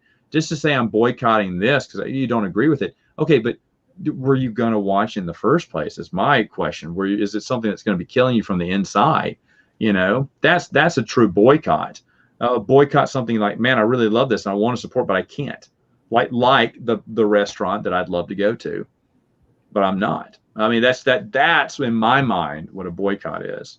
Well, I think you touched on something pretty important there a second ago when you were talking about you saying admittedly you hadn't seen the sequel trilogy, so you're not gonna do videos ranting about any of that new canon stuff because you hadn't seen it. And there's an important bit there that I think is lost a lot of times on a lot of people on both sides of a lot of arguments here in geekdom, whether it's Star Wars, comics, whatever. And that's remaining intellectually honest and not ranting and raving about something that you actually have not consumed yourself, and therefore you do not have the intellectual, you don't have the knowledge, the authority to have an opinion on it because you haven't consumed it. And even if, and I got to go even further, if someone looks at it and they're just looking at it just to tear it apart, if that's your sole purpose, because you know you're going to hate it, so you watch it so you can just jab it. My question. Now, by the way, they have every right to do those videos. But my question is, what was the point? I think I feel now this is just me. I'm not saying everyone has to feel this way. For me, it's a waste of time to do that. There's a reason I'm not going to watch Game of Thrones. I hear the ending sucks. Okay. They said, well, Matt, there's some good stuff in there, but the ending sucks. Okay. I'm probably not going to give it my time. Maybe years later I will. But the thing is, though, if it's going to suck, then why even watch it in the beginning? And if people go in like, you're going to hate this and that, well, am I going to hate it? Like I didn't hate Falcon. I hated Falcon Winter Soldier, but not for the same reasons everyone else did, or a lot of other people did. The police scene didn't bother me. I didn't. I did. Have you watched Falcon Winter Soldier? Yeah, I watched it. Okay. And I'm a comic book guy, and I abhorred that series front to back. No. If you're a comic book guy, I know why. I thought they did U.S. Agent pretty well. And I'm a good good writing guy is also U.S. Agent. They had more or less on point, but that was about the only character. It's sad that there wasn't more of him. My problems was, and no one listened to my podcast probably, but my problem was with this, that it went 6 episodes. It probably should have done 3. They had no story to tell, and that's sad. because you had people who could give you a story. You had comic books that could provide for you a good story. But 6 episodes, and that 5th one was completely pointless. Completely pointless. And 6 felt like a standalone story out of the top 4, which if you kind of tighten up a few minutes in each one, you could probably pack the whole story into 3 episodes. So that they went in with only half of a decent story to go with tells you there's a problem. They went 6 episodes, folks, and in my opinion, it went too long. Yeah. And the payoff was not there. It is so, you look at WandaVision, I enjoyed, but I felt that it had a good payoff, and I felt it was good. I enjoyed it the whole way. There were some flaws with WandaVision, but overall, I thoroughly enjoyed the series. Whereas with Falcon and Winter Soldier, I was bored the entire time. Are you talking in contrast to the comic books? For WandaVision. For WandaVision, like I said, I am a comic book guy. I know, that's why I'm asking. There was a lot that they did completely wrong when it comes to if you're doing these things with these characters, you also have to do this for this to make sense, and you didn't do that. But there was the stuff that I enjoyed was the stuff specifically between Wanda and Vision, like the point of that, because I think that's a dynamic, a relationship that people that are fans of the MCU have really enjoyed thoroughly, and they built Wanda's character very well, and Elizabeth Olsen can act her butt off. She did great. Yeah, she did great. Everyone did. They great. should have had Mephisto in there though, in order for all that nonsense to make sense. Yes, it was like, why is? And then I heard later on that the writer had no idea who Mephisto was, and I was like, but you're doing the twins. You're doing you literally the whole have to story. You're literally doing. You're talking the story. They even, and the thing is, this is the thing. Did someone just Marvel Wikipedia some of this information? Because you even put White Vision in there, which I thought was a nice touch. Which that's I mean, you got to be a deep comic book nerd. That's deep lore right there. Yeah, and I was like, well, that's nice, because my wife's like, what's that about? I went, well, and I kind of told her. I said this because it could follow that storyline, and I said this is interesting. But then you're right, it just. And but the thing is, though, overall, my wife wanted to see this. I did not. I enjoyed it, and it got me to watch Falcon Winter Soldier. It didn't go. It went too long. There's other problems I had. There's a very preachy scene at the end that is spoon-fed. There's a couple of preachy scenes throughout the series, but that one in particular was abhorrent. The only one that bugged me was the end. For me, the only one that bugged me was the ending. And then I just thought it was so anticlimactic. I thought it was so like, seriously, that series is over once Baron Zemo walks off. That's it. You should just end it. Yeah. And it just would not. And it just was pointless for the long. There was very little about that series that was interesting. Something that I think they squandered, an opportunity that they squandered was to address Bucky's mental state. They just completely ignored that. It seemed like they were like with the first episode. I was like, oh, we're gonna address like unraveling this. Okay, I'm good. And then they did nothing with it. Absolutely nothing with it. I was like, well, that's a waste. It's sad. Even building up Falcon's backstory a little bit, I was like, okay, all right, and that kind of gets put on the back burner and then brought in at the end so we can have an arc. But it wasn't an arc. You just ignored. That's not how an arc works. Yeah, that's not how an arc works. And so it was just like, oh, you waste it. And it kind of reminds me of Netflix's Luke Cage. Man, Luke Cage, what a great actor. They had no direction for that series, and you could tell. And I'm like, but Luke Cage is very interesting. You can do a lot of great things with him. You have a great act. I think he's great, Luke Cage. And there were some good moments in there, but the series dragged, and it would change direction. Like it was like, oh, we got to make our quota of 12, 13 episodes. How do we do this? I don't know. Let's do. And I was like, why are you dragging with and like Defenders was such a disappointment because it went 6 episodes. It could have been. I didn't even watch that. If I'm being completely transparent, I didn't watch Jessica Jones. I didn't watch. Okay, I take that back. I saw like 3 episodes of Jessica Jones. I saw like 2 episodes of Luke Cage. I didn't watch Defenders. The only Marvel live action TV series that I watched for any real length of time was Agents of S.H.I.E.L.D. I saw the first 3 seasons all the way through, and I was like, By the third season, I was kind of disappointed with it. Like, I really loved a lot of stuff about the first season.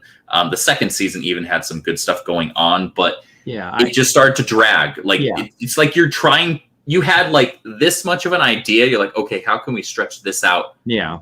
For 6 seasons. And the thing is, there's so much, because I quit that series twice. I gave it a second shot when a few more, whenever, and someone in the comments probably let me know when Ghost Rider appeared and everything. That's when I dropped it again. I was like, oh, it's going nowhere. I liked Daredevil. I liked Punisher, and I'm one of the I've heard nothing but good things about Daredevil and Punisher, and I've yet to watch either. And then I'm the only person who liked Iron Fist. So I really liked Iron Fist. And so those were good. And Jessica Jones, bravo to you. You were smart enough to jump out on episode 3. I went the whole first season.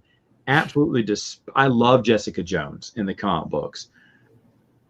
She was awful as Jessica Jones. There's something I didn't want to root for her. She's a lifeless actress. She doesn't play likable characters. No facial expressions, very bland. I was like, no, what are you doing?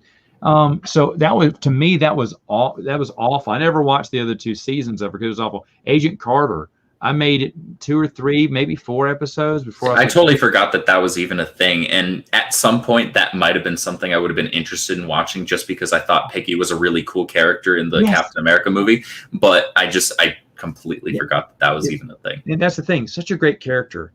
And they turned her into I don't know, like a walking, talking meme from the 50s or 40s or whatnot. Men can do stuff, but women can do it better. And I'm like, no, stop doing that. It's not necessary. Like, she said that without saying that, just by way of her actions in Captain America, the First Avenger. But all the men are just, bad men, and they slap a booties and they smoke in the cigar room, and women have little brains and they can't figure out things. And so then she goes and she figures out, but then they don't know because she's serving them coffee at the end and winking at the camera going, not like that, but it was almost like that. I was like, is it going to be like this every episode? Yes, it is. It's going to be like this every episode. It's way too on the nose. I can't do this anymore. Yeah. And it's sad because, like you said, I love her character, and I was happy. The actress was fantastic. Yes, too, for the character. Yes. Let me see. I'm probably not going to do this. Hating on the High Republic is low hanging fruit. Easy to root against them. I'm probably not going to be.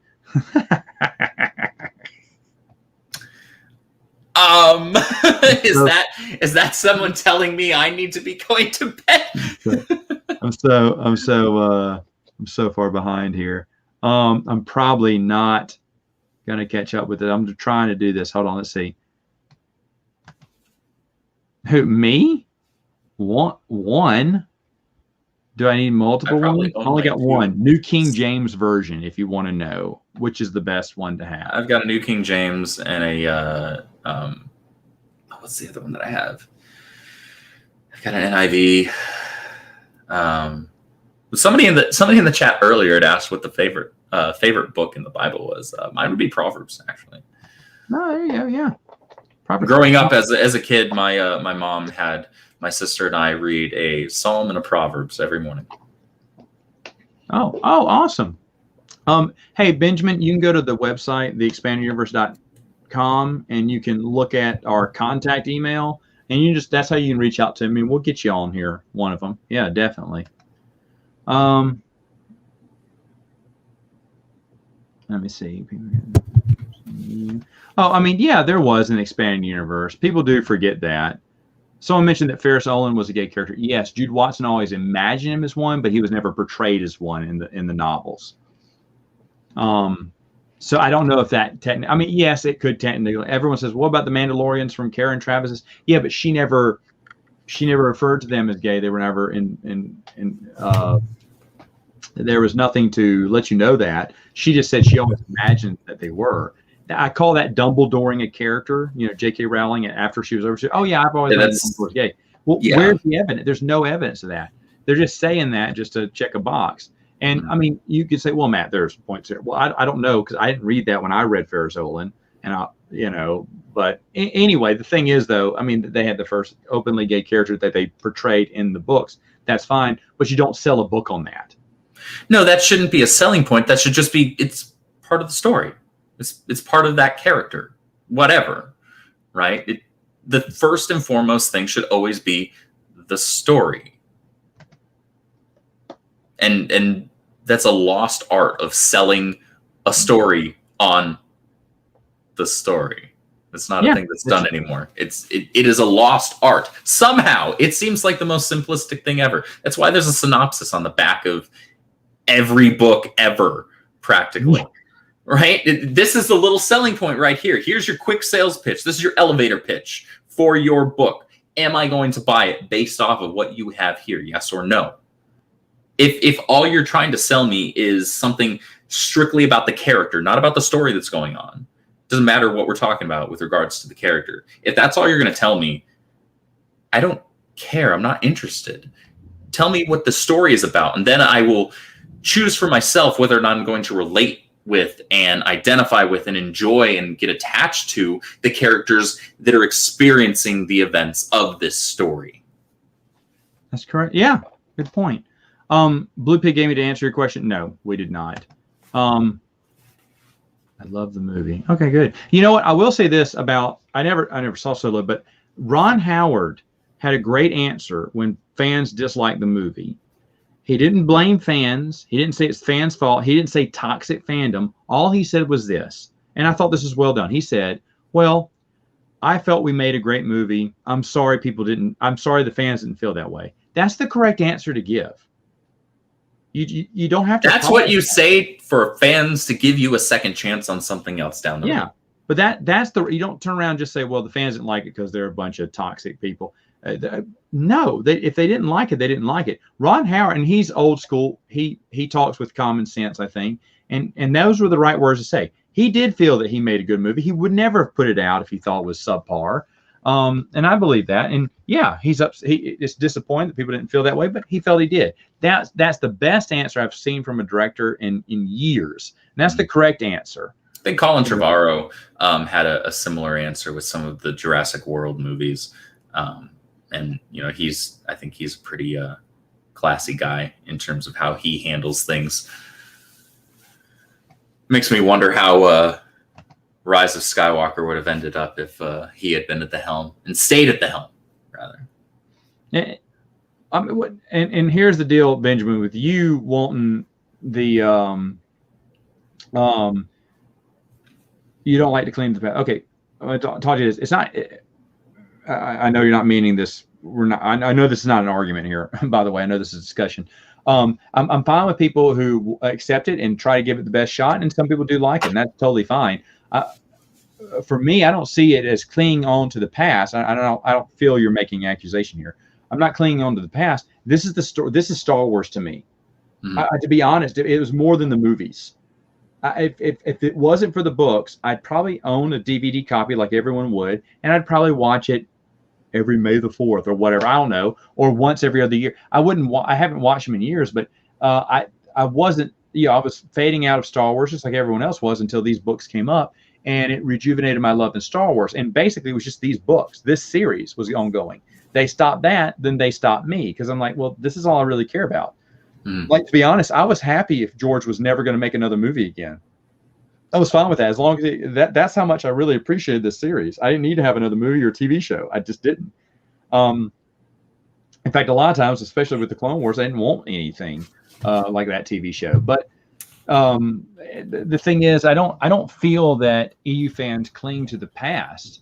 I feel they just want, something like that continued. And it's not a far stretch to say, well, that's impossible. I don't know if anyone saw the Friends reunion special. I'm using this one because, is that just clinging to the past, hoping they'd make another episode? And they said it right. My wife's a big Friends fan. She was watching it. I enjoyed the series a lot. What was when I was younger? Have you seen the reunion show? I admit I loved the show, but I have no interest in a reunion. I had no faith that they would make it truly enjoyable, and maybe it would be, but I'm not at a point where that's the kind of TV that I care to engross myself in. Now, if they did a Seinfeld reunion, I would be a little more on board because that's my favorite sitcom ever. Oh yeah, it's really good. Oh look, he liked the Agents of S.H.I.E.L.D. All right, but anyway, yeah. I appreciate what you said there about the EU being Star Wars for you. I've loved Star Wars since I got to see it was like opening weekend or like a few days afterwards, seeing Phantom Menace in theaters with my dad. And there's a lot of nostalgia attached to that. Of for course. me. There are a lot of problems with the prequels. Like if just one person had said, George, we got to workshop some of this dialogue here, that would have been fantastic. But it didn't happen. But I love the prequels. I love the original trilogy. That's incredible stuff. That's great stuff. But I connected far more with other characters outside of those films from the video games. And there are a lot of people, I think not enough people take things on a case-by-case basis. And what I mean by that is not just saying this was created under the Disney banner, therefore bad, or this was created under the old EU banner, therefore good. There's some stuff in the old EU that a lot of EU fans would say, yeah, this isn't really the best work. You could probably do to skip this one, right? And then there's some people that would say, all right, maybe this is worth delving into, stuff that's while Star Wars as a property has been under the Disney banner. Some of the comics, not ones that I've read, but I've heard that there are some comics that have come out in the last few years that are like, okay, this miniseries, this 12 or 6-issue series is worth giving a look, right? It's taking things on a case-by-case basis, and that hits home for me. That's part of being intellectually honest, because sometimes something will get created under the banner of someone that you typically hold to a standard of high quality, and they'll come out with something that's not good. CD Projekt Red is a video game company that created a franchise called The Witcher, which I love. And leading up to the most recent game called Cyberpunk 2077, I was hyped. I was like, there is a pedigree to this company. I have faith that they're going to put out something fantastic. They put out an unpolished, unfinished, glitchy piece of garbage. And it took them months to finish it and actually fix it to where it was playable for the majority of people. That was a moment where I had to own up. One of my favorite developers put out something that was crap. And in the same vein, there can be cases where a developer, where we're talking about video games, or if we're talking about movies or comic books or whatever, a publishing company can put out something that is good. A case in point for me would be Jedi Fallen Order. Most video game fans will say EA is the worst video game company out of all the video game companies out there. But Star Wars, up until just recently, was limited to under their banner because they had an exclusivity deal. Fallen Order was a wonderful bit of storytelling with really fun gameplay that was tailored towards my favorite type of video game gameplay. It had some great stuff to it, and the main character was somebody that I could really connect with. So it's really important to be able to take things on a case-by-case basis and recognize that sometimes something that you might ordinarily consider as coming from a creator that you think is not good, they might put out something that if you're honest with yourself and you're open-minded, you'll actually enjoy. Yeah.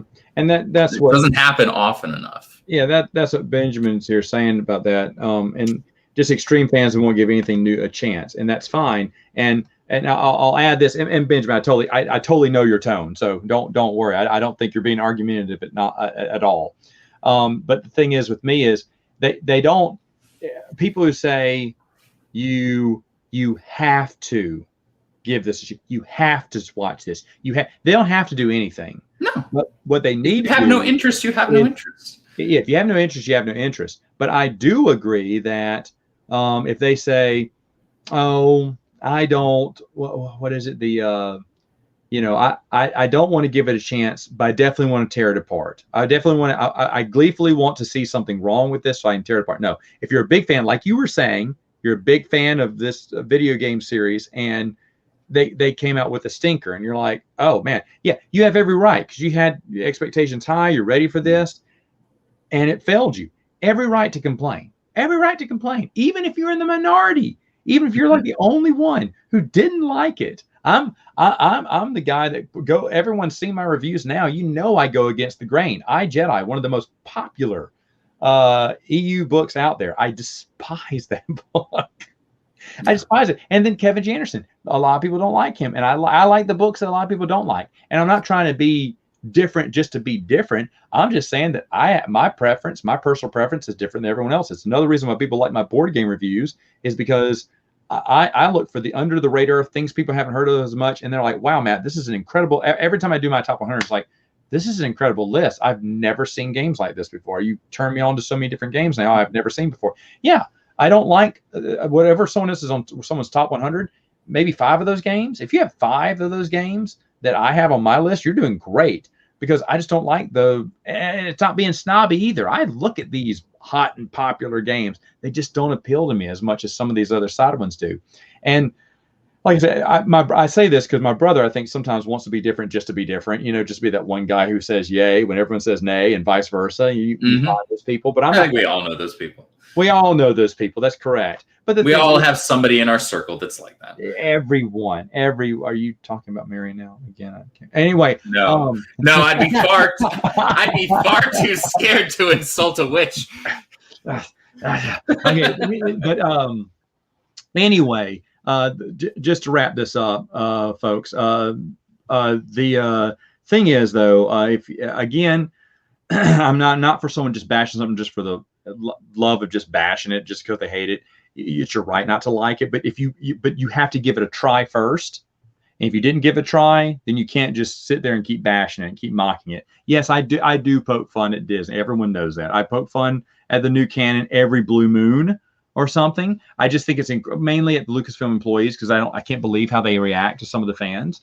But at the same time, I may roll my eyes at the newest story that comes out, because Matt, they're just ripping off the EU. Yes. But again, remember what I've said about this. Some of the movies, the books, the TV series will take stuff from here. And you're thinking, Matt, this is so wrong. Well, remember, folks, they own this. Mm-hmm. It's you feel like they're taking parts over out of this 57 Chevy, drop top, whatever the nicest vintage car you can find. They're just ripping it apart and Frankensteining it. Yes, you'd be aghast, but guess what? It's their classic car. They bought it. They own it. They can do whatever they want with it. You don't have to like it. And you don't have to consume it. You don't have to consume it if you don't want to. Nobody's twisting your arm to do so. Yeah, but at the same time, with your wallet. And I think Holocron Library Fox said it best. Witch dolphin. Yep. Witch dolphin. That spells with a porpoise. That's that's great. Hey guys, thanks a lot for coming on. Andrew, thank you for coming on. Thank you for the invite. That was a fantastic surprise. Yeah, no, I'm super happy to have you on. Super happy. I always wanted to glad to meet you. And guys, I'm trying. I don't do many streams right now just because it's been busy. I'd like to do more. I just don't know. But we are doing another regular live Q&A, of course, next week. And I have a update coming out. I have a very, very fun Memorial Day for board gamers coming out too. And everyone else have a wonderful Memorial Day weekend.